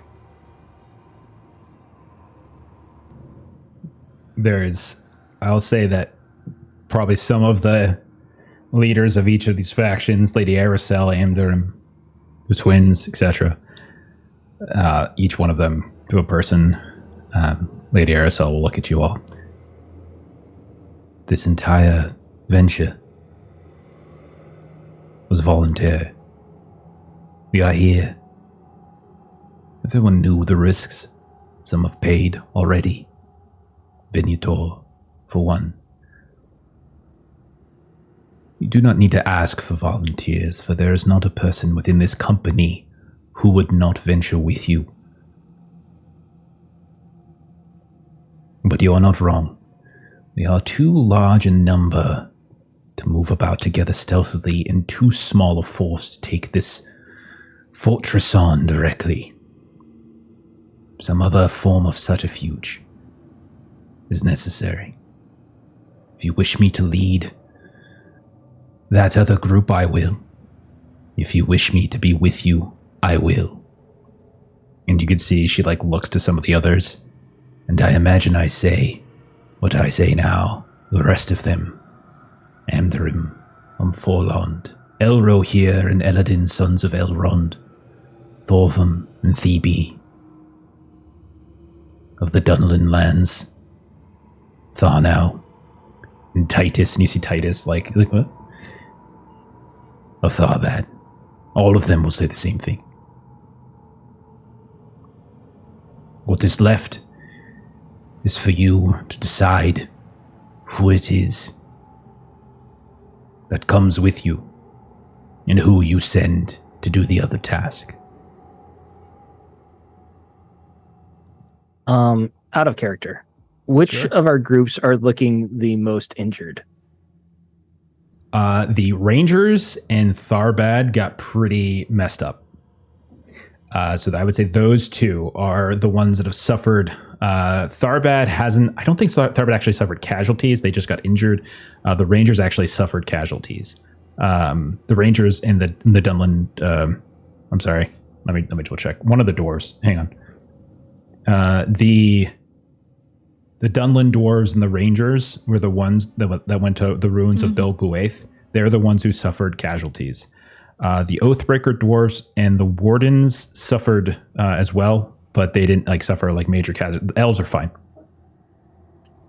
So, is there any way that we could have the dwarves cause some sort of natural collapse on the path that the trolls have been bringing in the stone, and then have that be our distraction that could potentially allow us to more easily get down?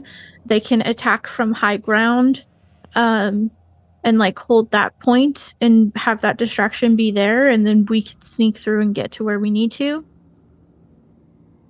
I mean, the dwarves, you want us to cause an avalanche on the path? We can cause an avalanche on the path. If you don't want more of those folks coming up from the mines, we can stop them. Doesn't necessarily help the ones that are already in there, but we can stop them if that's what you want. So how about then, with that idea, we send one group of dwarves to block the path and perhaps set fires as well to try and lure people out of the fortress. And then we would want to keep Tharbad and the Rangers together because they're both injured. So maybe we take one group with us, and then the remaining, what would it be, 4 groups, go in together towards the forge fires. So yeah, we'll say Thorvum and Thebe, they'll volunteer to do the avalanche and sort of cause distraction to the south on that southern path. They can do that, set fires. That's fine. And then it's just about you deciding of the remaining 5 groups. You've got your brother and the Oathbreakers, and your brother would probably press to go with you, but that's not a requirement, of course. You've got the Rangers, you've got Tharbad Wardens, you've got both groups of elves. So of those 5, who do you want to go with you, and who do you want to send to deal with whatever is going on in the forge? Make whatever cases you guys want. Like I said, I think Rangers and Tharbad should stay with the main group because they're injured. Okay. So to me, that would leave Forlond elves, Rivendell elves, and Oathbreakers to come with us. But if you guys feel that it should be different, one of the 3, to come with us. Yeah. I think the Oathbreakers, because we're trying to go in stealthy, and they have that distinctive feature of being stealthy. Yeah. But then again, I also think having the dwarves there to break those walls and cause further discord would be useful at the forges. And there are 10 of them, so they're one of the stronger forces. It would mean that our group gets bigger that way too. Daggett, of course, would want them to come with. You guys can go ahead and literally drag the tokens onto the spots that you want to send them to, like I did with the Dunlin folk, just to keep track of things. Also, other question: ramparts. Is that all stone or is it also wooden? No, it's mostly stone. That you can tell. That's what I was wondering. Obviously, there's probably some wood structure in here, but they're stone walls. Okay, got it. I cannot drag tokens. So Rangers and Tharbad go to Forge Fires. And then if we say Oathbreakers as well for their engineering expertise go to Forge Fires, that leaves us Forlond and Rivendell. Which elves do we think would be more helpful to us? Keen-eyed, sorrowful, swift, or fierce, true-hearted, brash? I would vote Rivendell there. Yeah, I think so too. Moved over Yeah, and it to- also keeps the group smaller because then it's a total of agree. 9. So Rivendell with us, Okay. and the rest at the Forge Fires. I can't drag tokens either. Someone just did. I can. Got the power. We know who the real Told you you could captain move that is. block.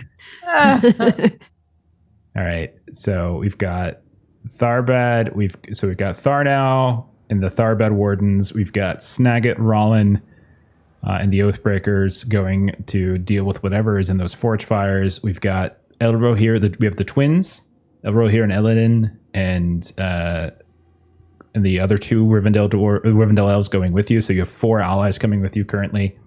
What Yes. do you want Amdrim and his contingent, and what do you want Lady Arisel to do? They're so the Rangers were being paired with Tharbad because of the injury. So Rangers and Tharbad were together. Okay. And I believe that leaves also the Forlond elves going with the Forge Fire group. Unless we want Okay. to give some support. We could The Dunlin. use They could be the ones starting keen-eyed- fires while Dunlin does the ambush. Or the the avalanche. keen-eyed Forlond elves could help with the avalanche. Yeah, I can see Yeah, that. they could be doing kind of like the fire arrow things. Yeah. Yeah, okay. All right. Are you happy with this layout? No. Really stressed about it, You guys talk that out really well. I'm just kind of showing everybody the Yeah. way these things get situated here, Yeah. just to keep track The of stuff. 40 of us all moving around together didn't seem like that Okay. was going to last, unfortunately. Oh yeah, So- for sure. I mean, you guys could have marched across the tundra and just taken them straight on. You Like, I mentioned was a couple down for that. times that was an option for us to go around to the south and go in, and we did not take the bait on that. After the campaign, we'll talk about other options and what might have happened. I see. So Aurenial will After sort the of, TPK.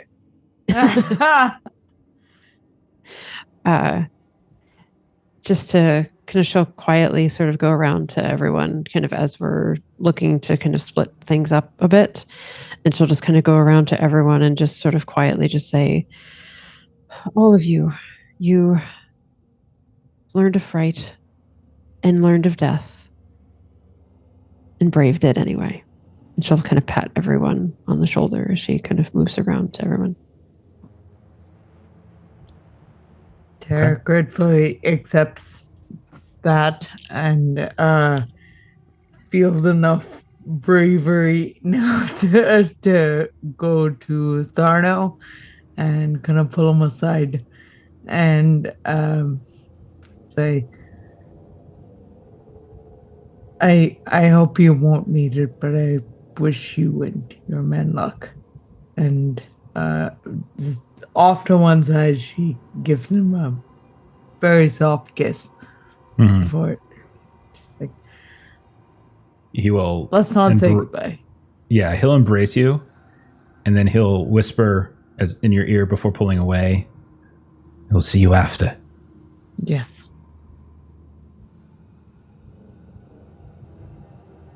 Daggett, I think Snagit is going to approach you, actually.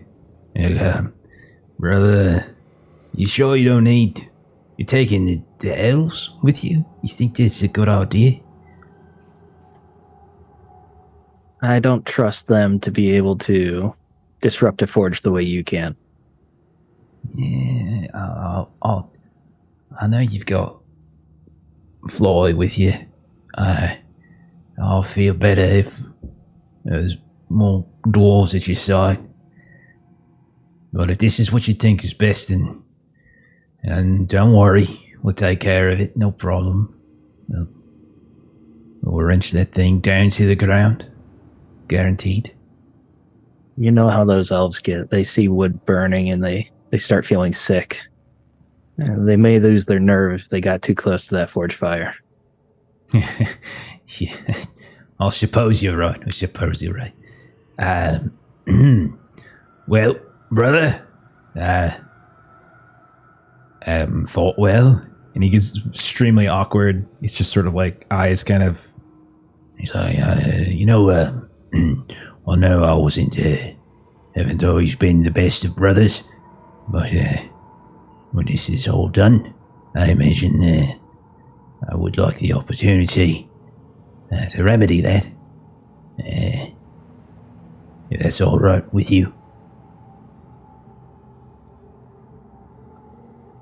Daggett, his mouth opens a couple times. Yes. All right then. First round's on you.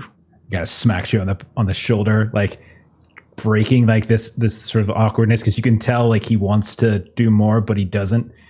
And he just kind of smacks you on the shoulder, and then he kind of turns and he looks back and he says, "Give him hell." And as he's walking away, he stops by Floy. And Floy, he kind of gets in your face with like, this is almost looks kind of aggressive. And he says, "Watch my brother. You got it." I've always been watching. And then he leaves. Doesn't do anything more than that. So, Lady Aracel will give one final goodbye to Ari and Tara. Wish you well. Tell you, Ari, how proud your mother must be. And the approach commences. So, Thorvum and Thebe, Amdrim, they all venture they take a different path than the rest of you. As I believe the rest of you are kind of taking that cave path that Floy and Gilly discovered. And yes. I believe it's Forlon, the Forlon elves, Amdrim, Thorvum, Thebe, and their group, they're taking the path that Tara and Ari discovered. And they're kind of setting what they're going to do. No problem. Now, the one last question I have, just like strategic, just so I kind of understand, are you guys leaving first and venturing and sneaking up towards the spire? Or are you letting the rangers and your allies go first and sneak towards the fortress? I know you had talked about kind of going in groups, in smaller groups, so as not try to draw too much attention. It is still nighttime too, so I'm presuming that's probably what you wanted to traverse at night. So it's a little darker. That helps. Let our friends go first. If they're getting like the front end of the distraction, it might be easier for them. We do also, I was wondering that, or if we do want to go first, because we do have to travel further. So then both of our hits can kind of try and commence at like the most similar time that we can get it to go. If we go before the distraction and we are caught, then we can become the distraction for the rest of them to follow through. Excellent idea. Okay. Yeah, that works. All right, then. I would like, from all of you, a stealth test. I will roll for the Rivendell elves. I would like a stealth test as you guys climb down the cave. The last goodbye to Aracel, maybe even the goodbye to Daggett, probably happened in that cave as you guys were ready to go. Gilly, you're looking out, trying to find some semblance of pattern of movement here and there, and eventually you begin to climb down as best you can the rest of the way, using whatever kind of fissures and little nooks and crannies in the side of the mountain that you can find. Basically, the eastern side of the fortress is like the wall is essentially the mountain. The northern side, the northern protective area, is the mountain itself as well. So you're kind of climbing down from that small little ledge you found. And let me know how you do. Would have kind of gotten in Daggett's head a little bit about needing dwarves close by. Mhm. So if he could, he would like to stay with Floy and point out like the best places to walk, things like that, because Daggett's always been stealthy. And I'd like to spend a hope, since he's my focus, to give him support. Sure. Yes. Yeah. Can I still spend hope if he spend hope on me? I. You're getting 2 don't dice know from that- me. Yeah, you're getting 2 dice from him. What if I spend hope to get 2 dice more? So I'm going like 4. Go ahead. I don't care. I don't know. I don't know the roll off the top of my head, but go ahead. All right, I'm rolling 6. I'm more than happy to take your hope, so it's cool. Oh God. Ari failed anyway. It's okay. Other people are, if they have extra successes, like they can cover you. So depends on how much they Yeah, have. mine's just a regular success. Sorry. Rolled Here. 15 under 16. Ah. I even took an audience dice for an extra d6, and I still rolled a bunch of 1s and 2s and 3s and 4s. That's gonna happen, man. That sucks. Great success. Great. So you got one. So you got 1 extra success. Yes. Okay. So you got +1. That'll cover Airy probably. Gilly, how'd you do? I got extraordinary. Okay, so you got +2. Nice. Daggett. Regular for me. Okay. The elves, as you might expect, had no trouble whatsoever. Of course not. God damn it. They're the sons of Elrond. Yeah. I mean, they're getting out of this mess, but they're pretty sure the rest of you are fucked. That's a pretty fucked. Okay. So you guys venture out, you climb down. Airy, you've been taking the lead so often, and perhaps you do, and you lose your footing. You slip, you nearly fall. But right as you're about to drop, you feel the hand of Floyd wrap around like your leg, and you for the moment are kind of like hanging upside down as he's gripped onto your ankle. And you hear the sound of like and you guys hear crunch, crunch, crunch. And you see a very well-armored orc that has a very large barbed whip that they're dragging behind them a bit. And they're like, hey. And he's just kind of barking off into the shadows. And then he looks up and he sees Aurenial. And he reaches back with his whip like he's about to like swing up at her. And then you guys just hear... And you look over to the side, and there, Elwar here has got his like elvish bow. He kind of fired an arrow as they rolled a Gandhi on their roll, and the arrow just sinks right directly into the center part of his face, right as he's about to scream, and collapses to the ground. And you are able to get to the ground in the courtyard, the yard of the dead, and you can see a handful of feet away from you as your feet hit the ground for the first time inside the confines of Carn-Dûm. You all feel it's just a metaphor of it all, but you just feel the weight. Just kind of, it's nothing special. It's no magical darkness. There is like a fog or a mist, but nothing that you haven't seen elsewhere in Angmar that just kind of kicks up, and you can just kind of feel the weight suddenly. Every step echoes in your ears, even though it's very quiet and all of you are moving extraordinarily silently. Every step just seems to echo. More than once, you hear the sounds of like a distant shout, scream. You can tell the sounds of a troll like screaming out in annoyance or pain. You hear more than once and you look over and you can see that like squabbles are happening here and there, as every now and then one of the trolls is being directed to do work, being tasked with it by these orcs, kind of gets pissed and just sort of does a backhand and knocks one of them down before they kind of get harried and cowed once more.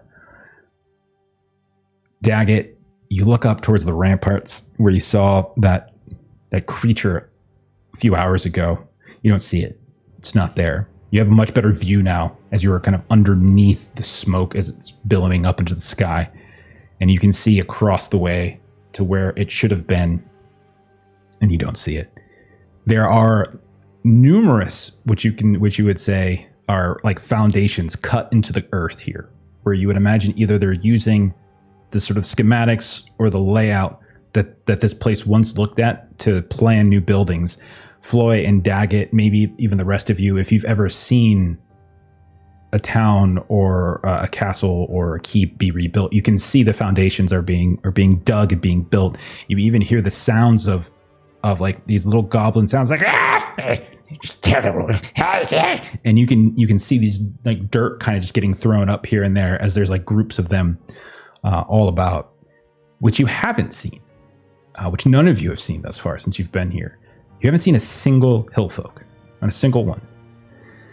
More than once, you do see that there are these large orcs. That's at least what most people would recognize them as. But Auriniel and Floy and Gilly, you know better.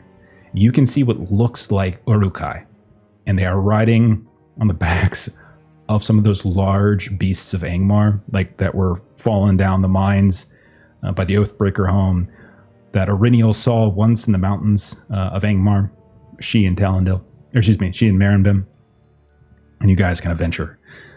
You pass by on the eastern side, the forge, the building that you would recognize, or that you've kind of tasked with being the forge. It is very much the source of that horrible black smoke, to the point where all of you feel this sickening, like the mist suddenly becomes filled with particulates, and whatever process that they're using to smelt ore, to craft, to run their forge, there's something dirty about the process in a way that you're not used to, Floy and Daggett. As you can even see that the elves are kind of wiping at their eyes here and there as stuff's kind of getting into them, and you can, in those that have like a sort of a lighter hair color starting to dim, not the twins, but Kirador. When you pass by the building, and it is enormous. It is the size into and of itself of a massive building, and the enormous blacksmith. You are kind of on the back side of it, but you can still hear the sounds of terrible industry like inside. You can feel the thudding of the earth as you pass by. You're pretty sure it probably goes down into the earth itself too. That what you're seeing above ground isn't the totality of the building itself, and it's likely partially subterranean. You can see out in front, as you pass by, I'll say Gilly, with your keen eyes, you probably notice this more than others. There looks to be some of those sleds that you saw, that Auriniel and Terra saw, filled with stone and stuff. They're now being stacked with like these crude crates, and you can see what looks like weapons, armor, and they are stacking and stacking and stacking on top of this. And there's like a troll nearby that's kind of sitting on the ground just eating. And it's just whatever it is, it's raw, their face is bloody, and they're just allowed to take a break while these little goblins kind of run out, stack up these different boxes and crates of these weapons that they're getting from inside the forge. The design of the building is very utilitarian, Floy and Daggett. Like it lacks any sort of ornamentation that you might be familiar with from the Blue Mountains. Like it feels very cold, not in the temperature side, but just uninviting. There's nothing beautiful about it. It's all very matter of fact, angular and severe. But you're able to sneak past it. And you also can see, like, further to the west, there are what looks like another building, not quite like the Forge Fires, but it's far to the west. And you can see that there are a handful of stocky, dark shapes. We're talking like 4 or 5 that are lingering around it. They don't look like orcs. They don't look like goblins. They're way too thick and muscular than the sort of cave goblins that you've seen before. But they are lingering nearby, and they seem to be directing orcs every now and then. Like orcs will come by, and like they'll just sort of, their heads kind of bowed slightly, and then one of these figures will just kind of point off. It's almost as if they're kind of giving them direction, like sending them in certain spots, because you see those taskmasters then return back and start moving a section of trolls this way or that. And this is what you see as you guys are skirting through the underside of this mountain along the eastern wall. Eventually, you do get near this spire, which you are on the eastern side, and the eastern side is in fact the side that has suffered some significant damage. It does seem to be open air. It is enormous, like the base of it. It's not circular, it's more like hexagonal in a way. And you can see that there are you're something maybe 50 feet in height, maybe more. So maybe a 5 to 7 story tall building. It is the largest peak within here. But you notice that there are some spaces upwards. When you're peeking inside of some of the ripped down walls, you actually can see a winding stone staircase. There doesn't appear to be anyone guarding the entranceway, which definitely faces southwesternly towards the rest of the courtyard. So you guys are not near the main entrance. You do see that there are several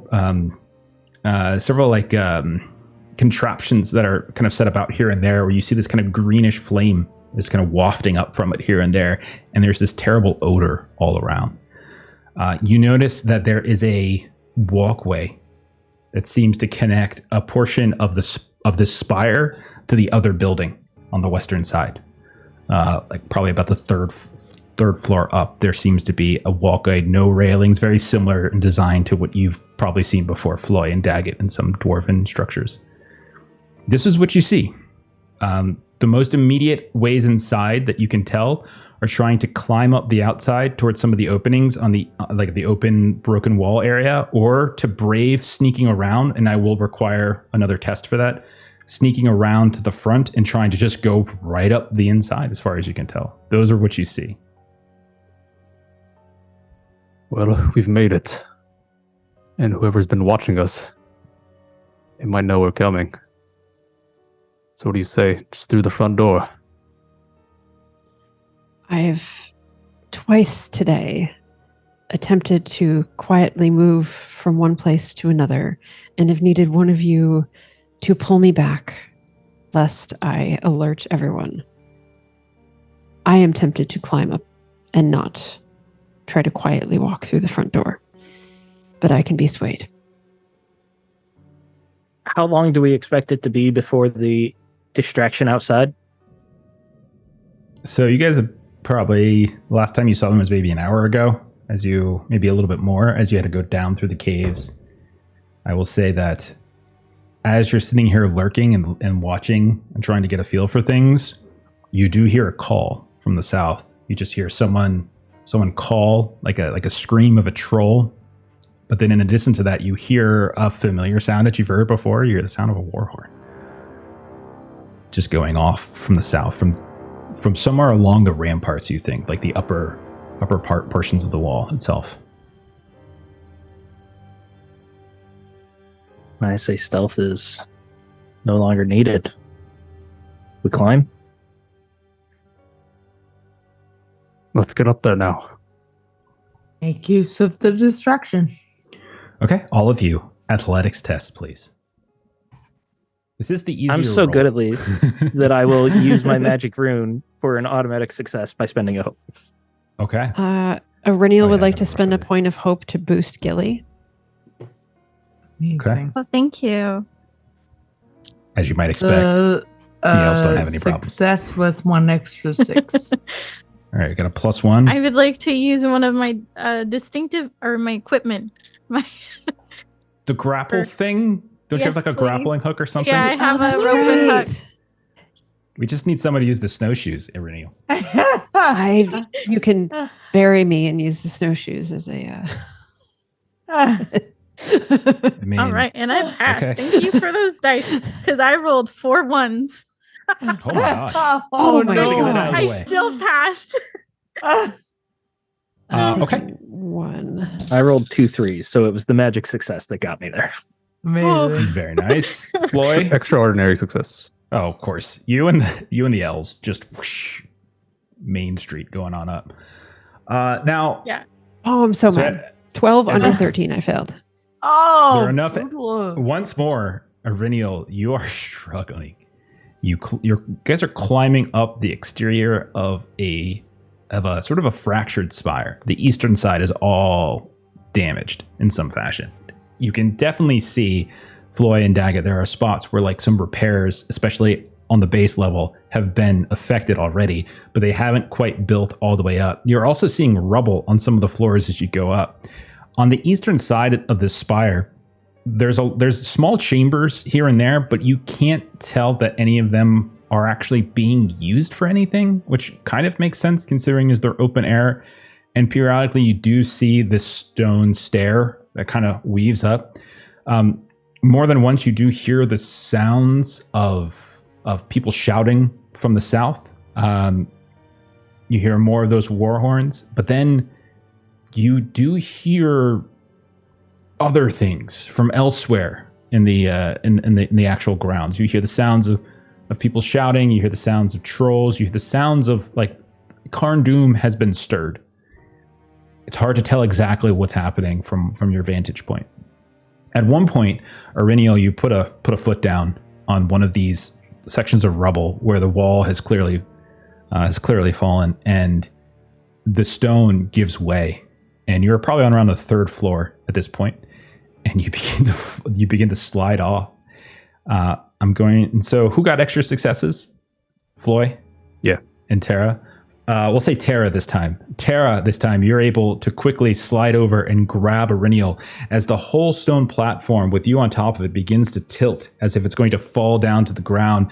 Auriniel, you start sliding. Tara, you're able to kind of sweep down, maybe even holding on to Floy. Floy, you grab Tara's arm. Tara, you grab Auriniel's arm.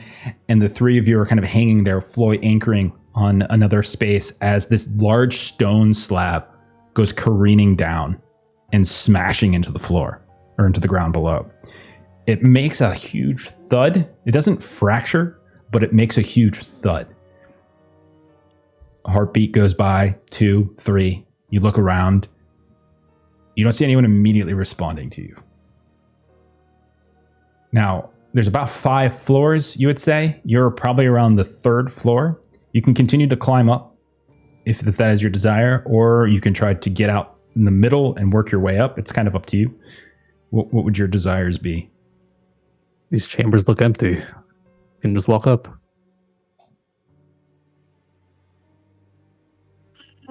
I think we're going inside at this point. Okay. Am I hearing that right? Okay. You step out. You venture into some of these chambers, open air. There's like no intact furniture anymore, but you can tell that at one point these might have been chambers for higher echelon, more important folk, but not for hundreds and hundreds of years. It doesn't look like anybody has lived in these at all recently. They're coated with grime and ice and dust.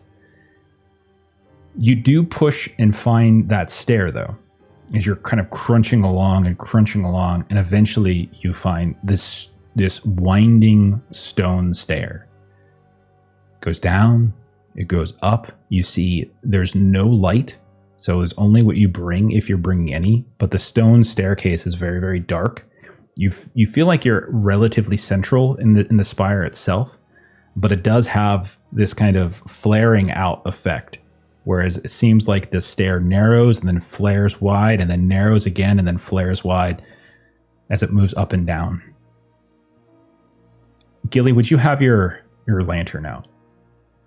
I think after we approached it and we noticed that it's really dark, she would pull it out. Okay.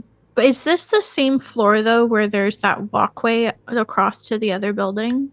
Yeah. Yeah, you are like in the middle of the spire, and there on the other side of the spire, you know that there is a walkway that goes towards the building, the other building. Should we board off that door for now to the walkway? Good idea. Is there Okay. some type of ruined? There's plenty stone or of whatnot that we can stone and such around rubble? here. Yeah. Okay. So Or you're can going it be in to this? take a moment Fortify to. that door. Okay. All right. So you take some time to kind of barricade that as best you can. You cover it in stone. It doesn't take too long. The stone is pretty heavy, but with all of you working together, with the elves helping as well, you're able to kind of put enough rubble in place that no one could get through here particularly easily, unless they were, a giant troll or something like that. Now, There aren't any continue- of those. 20 around. regular trolls. the regular trolls, screw those guys. So sad you guys didn't pick a fight with the mountain troll. Oh god, it'd been great. You guys continue upward, unimpeded. 4th floor, unimpeded. More of the same.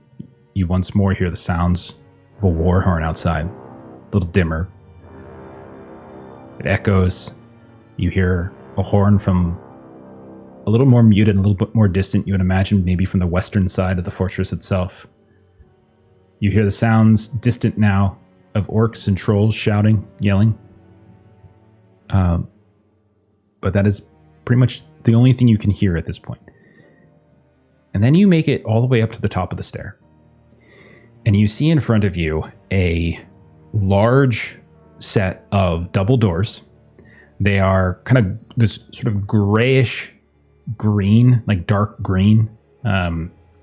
They have runes and there's some sort of geometric decoration within it, but they don't seem to be particularly,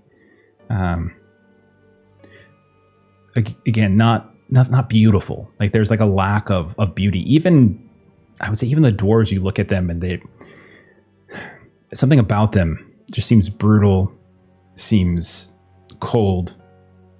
They look, the doors themselves, I would say, Floy and Daggett, with your ability, no roll necessary, look relatively new. Like they look in less wear than some of the others. So you would imagine they might have repaired these or built them anew. But there's a set of double doors.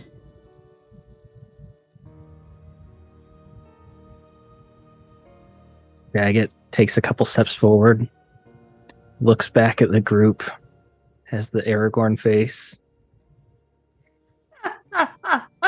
YOLO. Starts going towards the door. What's a YOLO? It's just dwarves speak. Did he mean yo-yo? That's a children's toy, right?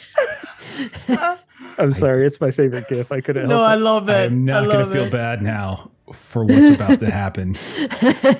As you guys push the doors open and you see a dark, massive, familiar throne room. You see in the far distance from you, on the far other side of this hall, which is enormous, which is the entirety, you would imagine, of the upper floor of the spire, or at least the diameter of it. You can see a sort of a dais, an elevated section on the other side, and there are these little fixtures on either side, lit with green flame. Immediately inside the doors you step through, same thing. You see another set of these off to the left, where you can see about midway through this massive throne room, there does seem to be another path outward, perhaps to an antechamber of some kind. You're not sure, but somewhere else on the spire's upper floor. But on that day, is on the other side of the throne room.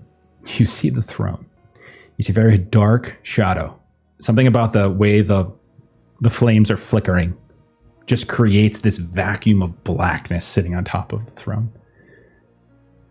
To your left and to your right, you see a small set of stairs that go up to what looks like a second level, like a little balcony level. It's not particularly high up, but maybe 8-9 feet high.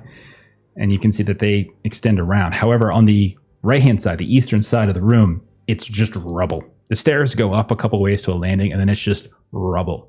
You can even see and feel the wind whoosh, kind of like washing and wafting in here and there.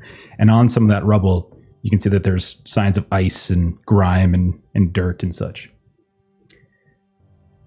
And there, as far as you can tell, it is empty as can be, other than that black, looming vortex sitting atop the throne on the other side. What you guys like to do? Shadow of Angmar, What's up? your rule ends here. Say it one more time, Floy. Shadow of Angmar, your end rules here. Okay. Your rule ends here. You see the shadow stir. And you hear a voice come from it. Welcome. And it's not a familiar voice, but it's got this low baritone to it. Welcome to my chambers. You watch as the shadow kind of steps a little bit closer, and it's just kind of moving and moving. I have watched you, Floy of Gladrock. I have watched you, Orinio, Ranger of the North. You can see the shadow steps closer again. You now see kind of a large boot begin to appear where the light is kind of flickering, but the voice is still kind of coming from the shadow.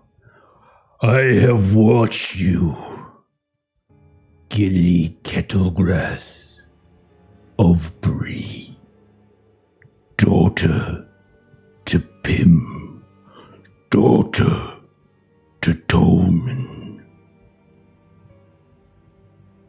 Another step, and it kind of like echoes across the hall. And I have watched you,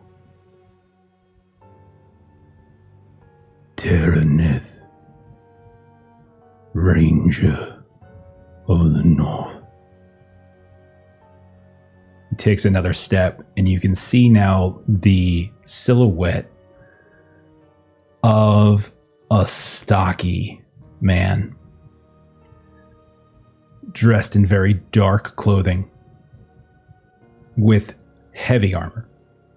You can hear the sounds of the metal kind of clinking. You can see the flickering from the flames at the base of the dais. But there is none I have watched more closely than Daggett of the Blue Mountains. For you have brought me one of my old family's heirlooms. I can feel it even now. You haven't carried it here, but it is within reach. And then the whole body steps out, and you can see in full glow a dwarf, roughly the same size as Daggett or Floy, draped in black and grays. You can see a pale-skinned face, sickly. You can see a beard that has been adorned with metals. Nothing glamorous the way that Floy would do, but instead these crude, dark metals, these bands, and it creates this kind of angular look to it. Very severe face. I am Goldfane. I am the steward of Angmar. I am the forthright of Khandoom. You have entered my chambers uninvited, and for that, you will be destroyed. And he takes like another step down and another step down until he is at the same level on the far side of the hall from you. Amazingly at the far side. And you can see he pulls from his back or from the shadow behind on the throne. You're not really sure. He just kind of reaches back and you see this kind of glittering black mass of an axe comes free. Come then, Master Floy. Rid the shadow, if you dare. And at that, I charge in. Okay. All right. So, Dibs on the axe. are you guys all charging in? Holy shit. Oh yeah, I'm ready. Yes. Let's have a civil council, actually. Entering fellowship phase. All right. Is there a dog anywhere that I can bribe with some food? Classic. Boy. Holy shit. Charging in. Okay. All right. Let me get some stuff down. Oh gosh. I have a oh map gosh. for you. Hearts are supposed gosh. to be up here, right? Like That's where they're supposed to live. Mine's in my feet right now, I'm pretty sure. Bottom of my Mine's gut. in my stomach. Yeah.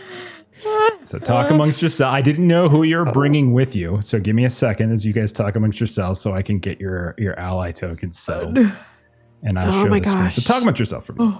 So Gilly, you can like go up on like the rubble off to the side and like just shoot arrows and just be murder hobbit from the rubble on the side. Yeah. Holy I'm crap. scared. That's so It's just a good. dwarf. So I fight good. dwarf all I'm the time. dying. Wait, I'm like taller than him. I can, yeah, this works. We can do this. What was the name again? Goldfane? Goldfane. Golfane. Golfane. Goldfane. You've heard the name for like the year and a half now. Keeps popping. Yeah, up. he's not even like, this is like OG bitch. Like, Found out a bunch about him in Tharbad, even like his family pissed off the dragons, essentially. Like they're so awful that they pissed off dragons. no, he did. And then the dragons retaliated and killed his whole family. Yes, exactly. Thank you. That's That's what exactly the story right. said. Oh, To our knowledge. I will give all of you, as I'm going to go ahead and put everyone into combat now. I will put him into combat as well. We'll do opening volleys. We're going to treat our NPC allies the way we always treat NPC allies, which is use them. You have Elro here, Eladin, and then you have Rivendell Elf 1 and Rivendell Elf 2. No, one of them is Curador. You never actually talked to them, but had you would have realized they could actually buff your items. But no one ever wanted to talk to him because damn. he was always smoking the Antisocial ganja. us. So just for a little bit of bookkeeping here. So Floy is no longer injured. Is that right? Yeah. And I'm free. is Tara no longer No, injured because we no rested and we longer- traveled? Yeah. Between the 2 days at camp and 3 days of travel, that gets rid of my 5 days. Okay. Aries got 3 days left if she survives this one day. Okay. Opening volleys. You guys remember how these work? You guys, Yes. you're charging in. Shooting my bow as I'm running forward. Absolutely. So everyone, all of you, go ahead and do that. Anybody who Moves all has around. a ranged weapon who would like to do an opening volley as you charge in at Golfane, who has a parry of 5. Okay. So add 5 to your Wow. target numbers. If you think that's bad. Is anyone wait. surprised that I am rolling more ones? Okay. Because I'm not surprised that I'm rolling more ones. Let's go How are we around. looking on audience dice? We're good. I'll take 2. Floy, how did you do on your opening volley? A complete whiff of my spear. You throw the spear, and Golfane just stands. He's got the axe, this long axe that he just puts the base down on the one of the steps. It holds there. He doesn't even flinch as your spear just goes smashing down into the steps near and clattering off to the side. So it's Gilly. our parry plus 5, right? Plus 5. Oh, It's your whatever your target number is. Your plus strength 5. plus 5. Yeah, it's your whatever your target number is plus 5. Gilly. So I hit 29. So it Okay. hits. Okay. And I got a bonus 6, and I have an 8. So I'm going to spend that to make him possibly roll for a wound, please. Okay. I will do that right now. I want you guys to listen very closely to all of the dice that are about to rain down. Yeah, I'm really scared. Shit. That is a 33. Okay. Is that enough Yeah. to Wait, defend Yeah, my against injury your rating is injury only rating? 16. Just flexing right now. Just flexing a little bit. Okay. Damn You it. fire. And again, he doesn't move. Just 4 And damage. The arrow right into you. You do find a small little seam. And it hits him. He doesn't even flinch. Well struck, Miss Kettlegrass. 4 damage. Who else? I got a success with 1 extra 6. Okay. What would you like to do? that What extra are my 6? options? So usually, I guess, what did you roll on your feet die? Just a 4. Heavy blow is probably the better option here. So you add your smaller strength number to your damage.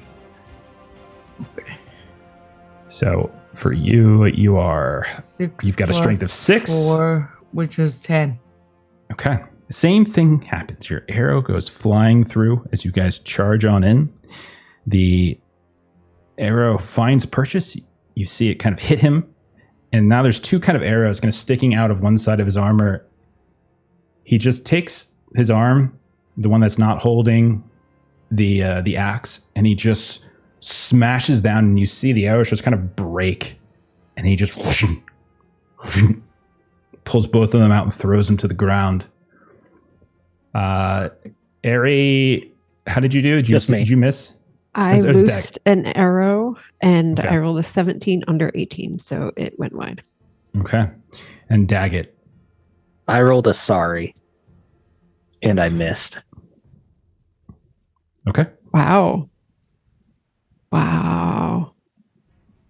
As you guys are charging in, you're firing. He doesn't throw anything at you. He doesn't use a ranged weapon of any kind. You see him standing there. He's got 2 wounds now from arrows. He's got his axe. And Daggett, you look at it and you realize, man, that looks so much like Block Fong. The same material. Gilly, you notice it too. The same material. The ground down ash and bones of a dragon, the undead, and you remember suddenly Aurinial and Gilly and Floy to what Lottie was able to do with that axe as you all fled Fornos the Rain so long ago. And he holds it up and goes tap, tap.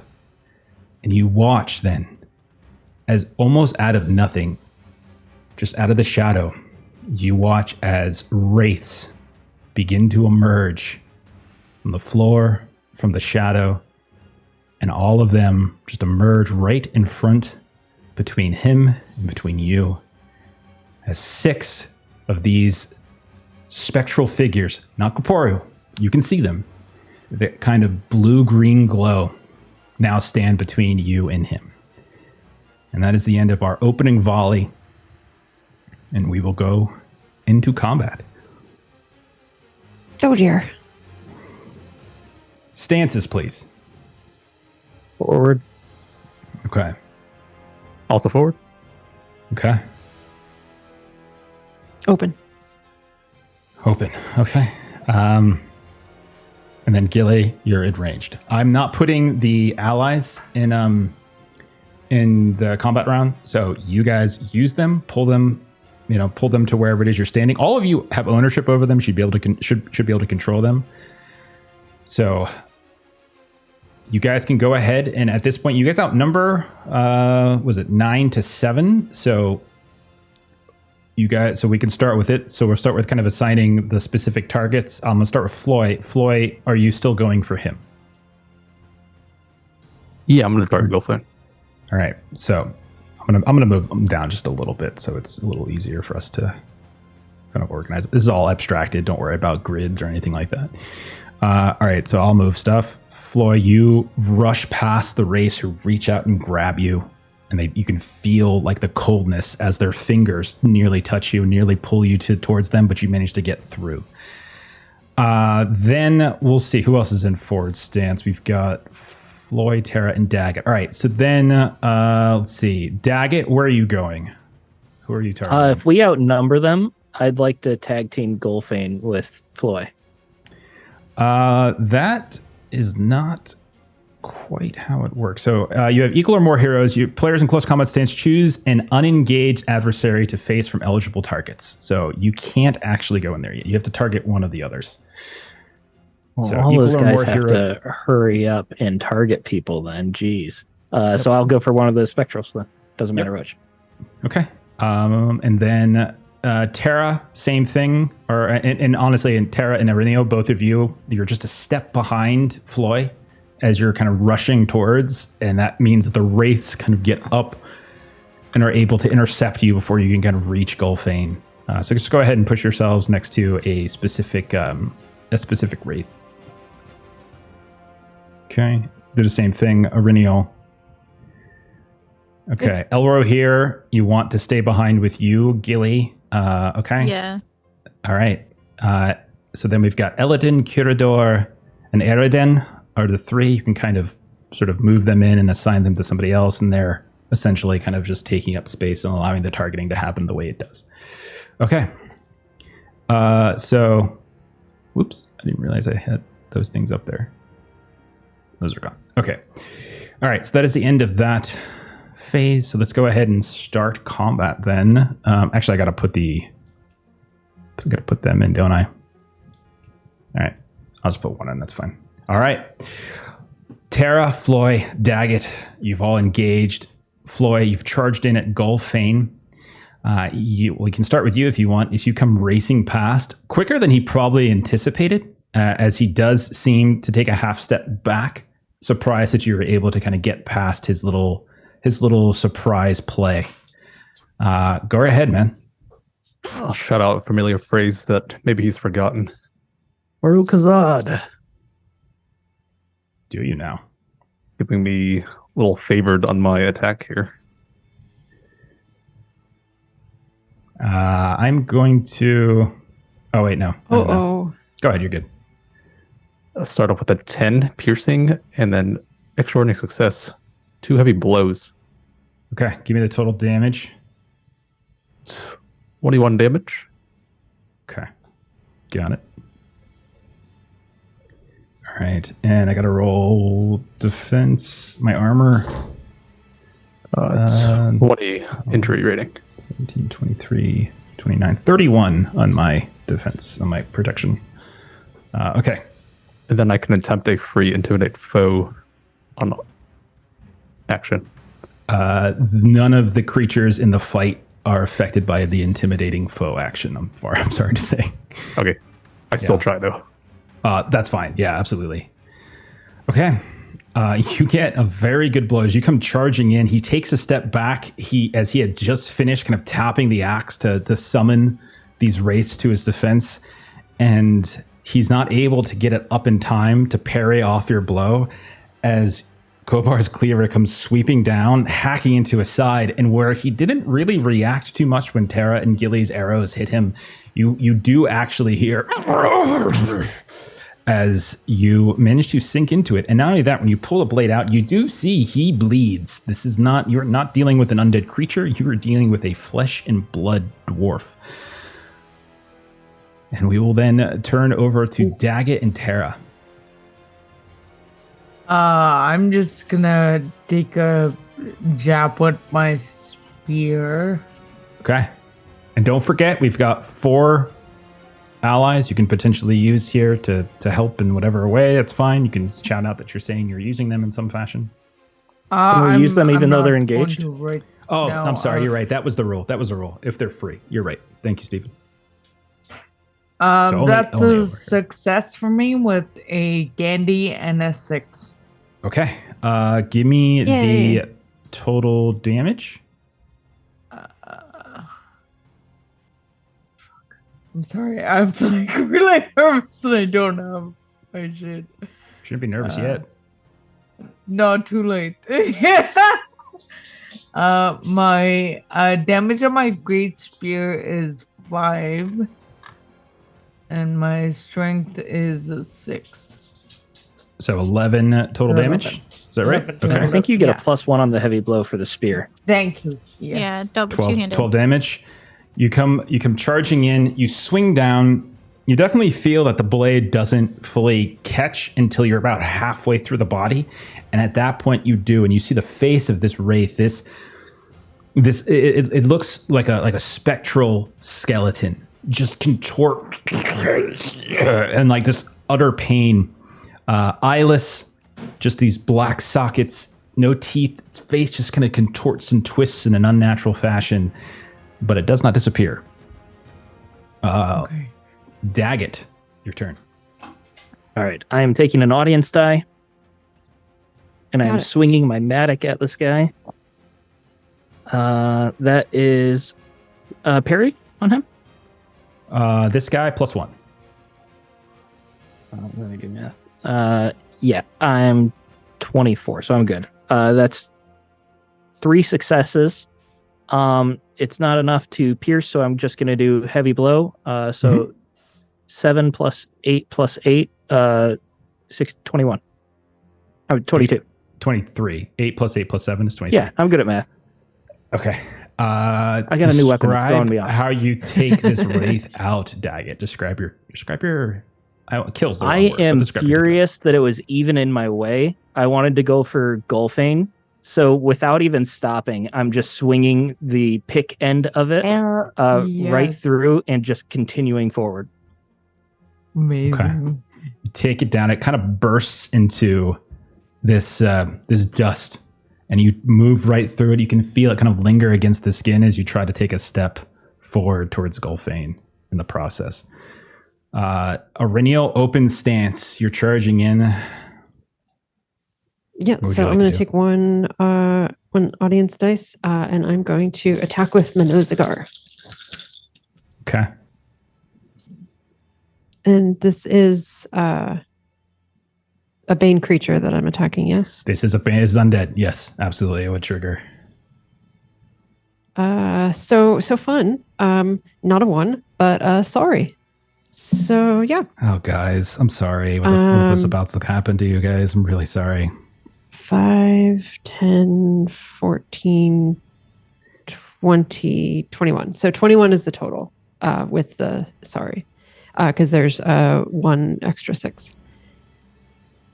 Okay. 21 total damage. I'm sorry. Or 21 hit. That was the hit. Okay. Was 5, Oh, yeah, 10, yeah. What's the total 21. damage? So total damage, so I've got an extra, so it's going to be +1 to the damage rating for Superior Grievous, plus, so 5, 6, plus 13. Okay. Yours catches immediately. Like your sort of the spirit seems to cut through this thing. There's never any doubt. However, once you pull it free, you see a bit of that kind of dust similar to what happened with Daggett. Tear free, but it doesn't completely diminish as it is still hovering in your face contorting and ready to launch itself back at you. Gilly, you're up. Elohir and Gilly are going to attack the one that was attacking Auriniel. Okay. Go right ahead. And I get 1 from Elohir.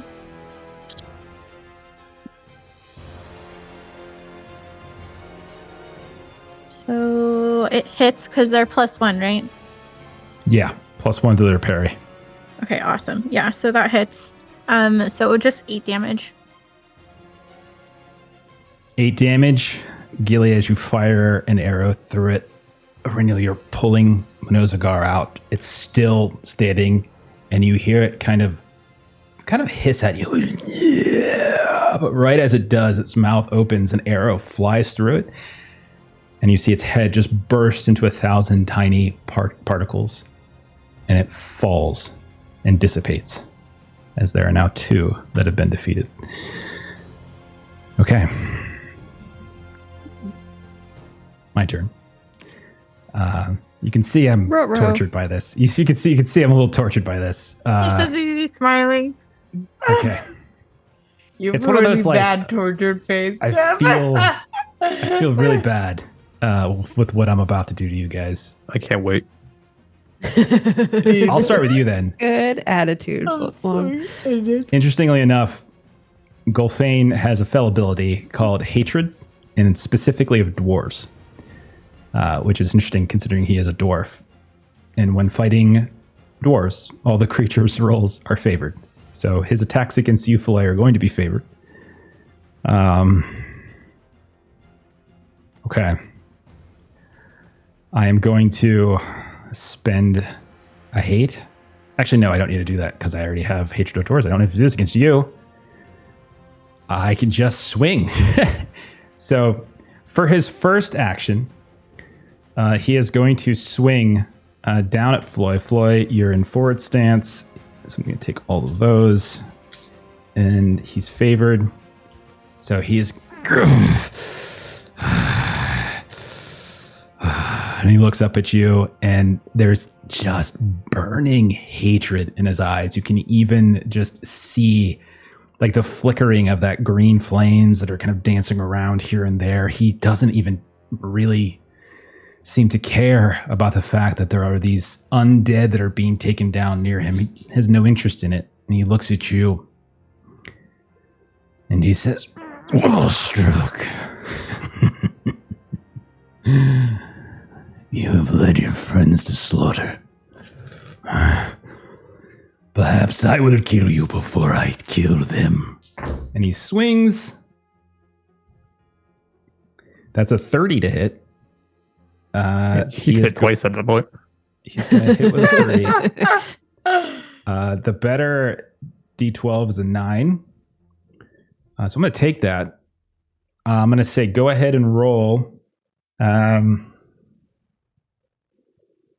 Do I have? No, I don't. Yeah, I'll spend a 6 for an injury to try to kick the 9 up, and so you're going to take 6 points of damage. But I would like you to roll a protection roll. As Clip he on the is- mithril. This look familiar. Yes, you've ruined it. 29. You rolled a 9. 29. 29. Okay, so you do manage with the mithril. His axe gets past your defenses, and he sinks the blade into your side. You can feel the mithril kind of give, and you can feel the pressure of the swing come down into your thigh, but it doesn't actually break through. But you feel it nonetheless, and it's almost like you just got hit with a mace as opposed to a bladed weapon. He wrenches it free, and he is frustrated. And it's then, I'm sorry guys, with his second action, he will, from his side, instead of swinging a second time, he is going to take out what looks like a horn. He will blow that horn.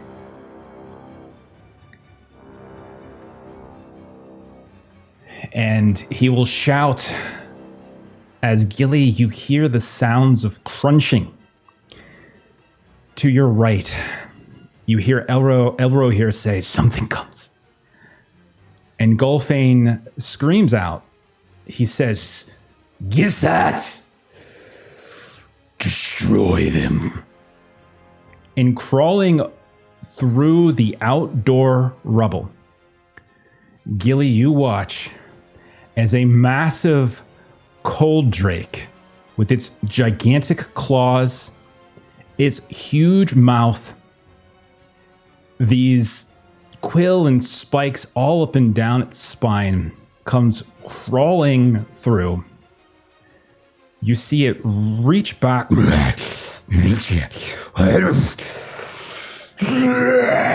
and you see this gas, this green partial flame, partial mist comes erupting out from it.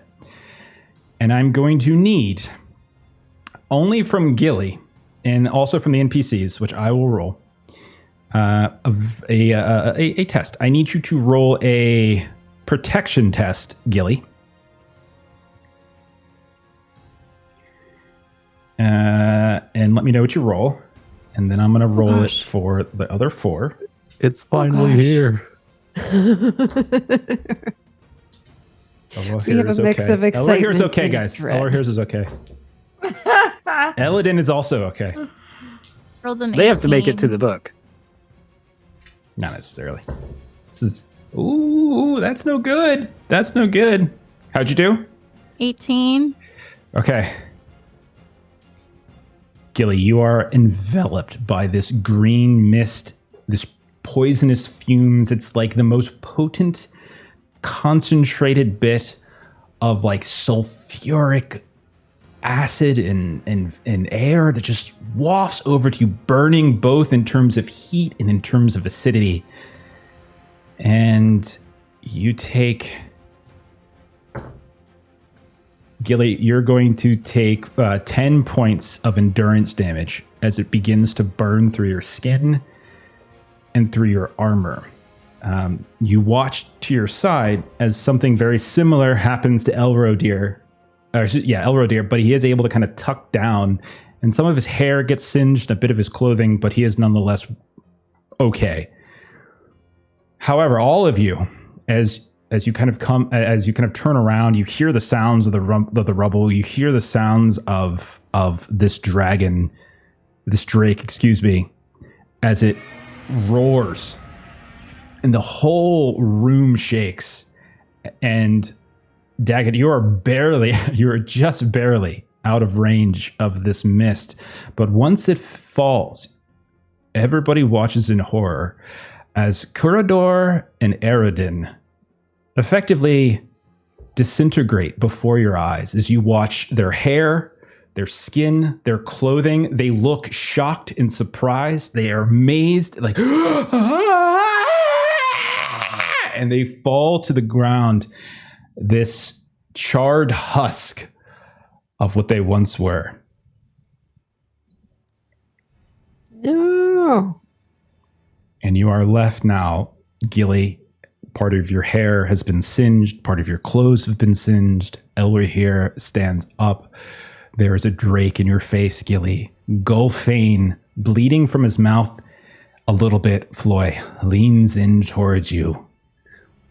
Goodbye, cousin. And that's where we're going to end for tonight. Let's go. Oh gosh. Just do another hour. Just another hour. Just I one kind of want more. to, but then I'm like, I'm probably going to kill you guys in like a round. And then, and then it's like, Holy shit. Oh gosh. hey, listen, you guys did take out those 2 wraiths. So like, you've got that. Really Even proud of you trade. guys. Cool. Oh, we made it here. Okay. And I haven't hit anyone in the fellowship so far, so I think that's a win. Day to die. I mean, On the better one than hand, our last outing. on the one hand, by not bringing the Oathbreakers and the dwarves that actually are carrying his weapon, you've slightly nerfed him. But on the other hand, you don't have that many resources to deal with him and a drake. So I'm a little worried for you guys. like when you guys were like negotiating, I'm just like trying to figure out who to send. I'm like, okay. Okay. We didn't go the meat shield route. We went the. I love it. The wraiths aren't Yeah. that big a deal. They're kind of just there as a shield, but yeah, But the Drake. Imagine if we had more allies, like half of them would have melted there. Yeah, that Yeah. was pretty bad. Like I wasn't gonna bring it in just yet, but you guys rolled enough Saurons to trigger one of the what's it called, the eyes things. So I'm like, all right, I'm bringing it in first round. I was gonna wait for like 2 or 3 My rounds. dice let me down tonight. The ones They'll be and better the next time. ending. They Sorry. they have to be better next I'm worried for you guys. Yeah, I'm fine. bit. I'm excited. This is fun. Yeah, me too. Gilly. If we're gonna I'm die, too. we should die to a drake. I'm fucked. Yeah. Yeah, really. Like But a Gilly dwarf got ghost and like Goldfiend and a Drake. Like Yes. that's I'm a just looking pretty at good scenario to die in. I'm looking at the stats for this thing. You guys are so fucked. Oh Oh god. my gosh. But Gilly got on Titus's shoulders and gave a speech, and it was great. Yeah, Absolutely. That's why it was cool to give you which guys is the how hope. I'm we just know like, she's take going it. to be the first one to die. Can we summon a Movie hope rules. dragon? The power of fellowship. Get a luck dragon. There you go. Gotta get Falcor up in this shit. Okay. So you've got this one actually also has a name and everything that he's named it. I saw that. Gasset the Cold Dragon. Gasset. Excuse me. All right. Gosh. So guys, next time, for better or worse, is going to be the finale. So clear off your Saturday afternoon, as we are. If we're going long, we're going long. We are finishing next Saturday. We might be over in like 25 minutes, to be honst. We'll do intros, do another I round of need combat, time to and then be go depressed again. afterwards. I just killed Curador and I killed Eredin. That's a I shame. know. I mean, That's a we're going to be shame. sad either way. Like whether we all die Imagine or if whether Gilly most would of have us live, we're failed going to that be die roll, anyway. though. So that's the thing. If Gilly would have failed that roll, it would have been Gilly that got obliterated. Yeah. That's what it is. That's- Otherwise, so like, this stuff comes from like I think it's first edition. So it's like the first edition conversion stuff. So like so there's like a conversion PDF around, so I pull some stuff from. So there's a protection roll, and if you fail, you're utterly destroyed. And if you succeed, you still take damage, but you are not at least utterly don't- destroyed. Yeah. So that's good. It's good. It's good to avoid utter destruction. I agree with that. Yes. All right. Yes, That's a good rule that for is. life, I feel like. Next week, finale of the Waking of Angmar. Angmar is very much awake right now. You guys have walked right into its bedroom and poked it in the eyes while it was sleeping.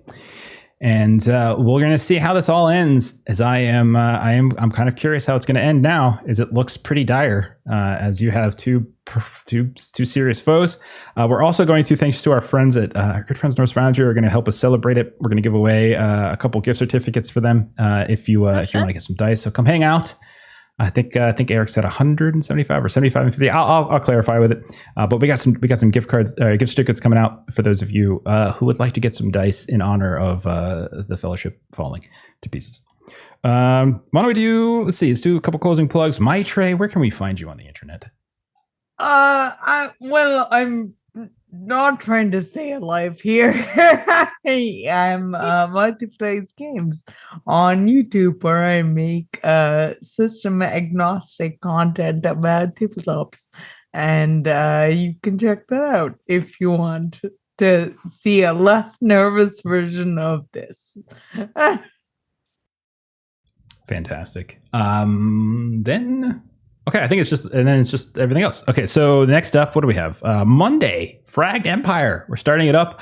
You can see Melissa and Maitre in that game. As Maitre is going to be joining us on Mondays for a little while now. I was very excited. Space sci-fi indie game out of Australia. Really looking forward to giving that a start. We got our characters made. We got some cool artwork done of them, and yeah, we're gonna get it going. Steven, what do we got on Tuesday, man? Tuesday, we are playing Marvel Multiverse. Jeff and Melissa are in there, along with Kipser and Aaron. We already had a session 1 that is up on the YouTube. You can go watch it. But this next session is really where we're kicking off the campaign. We're introducing custom characters. We're going to have a little breakfast club going on. It should be a lot of fun. It should be. Thursday, we've got Werewolf as we finished our first little story arc. Now we're on to the second story arc of our chronicle. Melissa and I are in that one. A few other folks. Aaron's in it. Kipser's in it. So come check that out. And then next Friday, Delta Green, as we're considering our What Lies We Tell. And next Saturday is at long last, the finale of Wondering. So looking forward to that. They're going to need your help. Show up. They're going to need your help. This is pretty rough. Thank you to everyone out tonight. Thanks to those of you who started a hype train earlier, threw out some bits, got us going. I really do appreciate it. I can't believe it's almost over. We got one more to go. We're going to go ahead and raid our buddies over at Boys from the Baltic Star. They are playing a game of some kind. That's probably a tabletop role-playing game. So let's go ahead and see what they're doing. Have a great rest of your weekend, and we'll see you on Monday.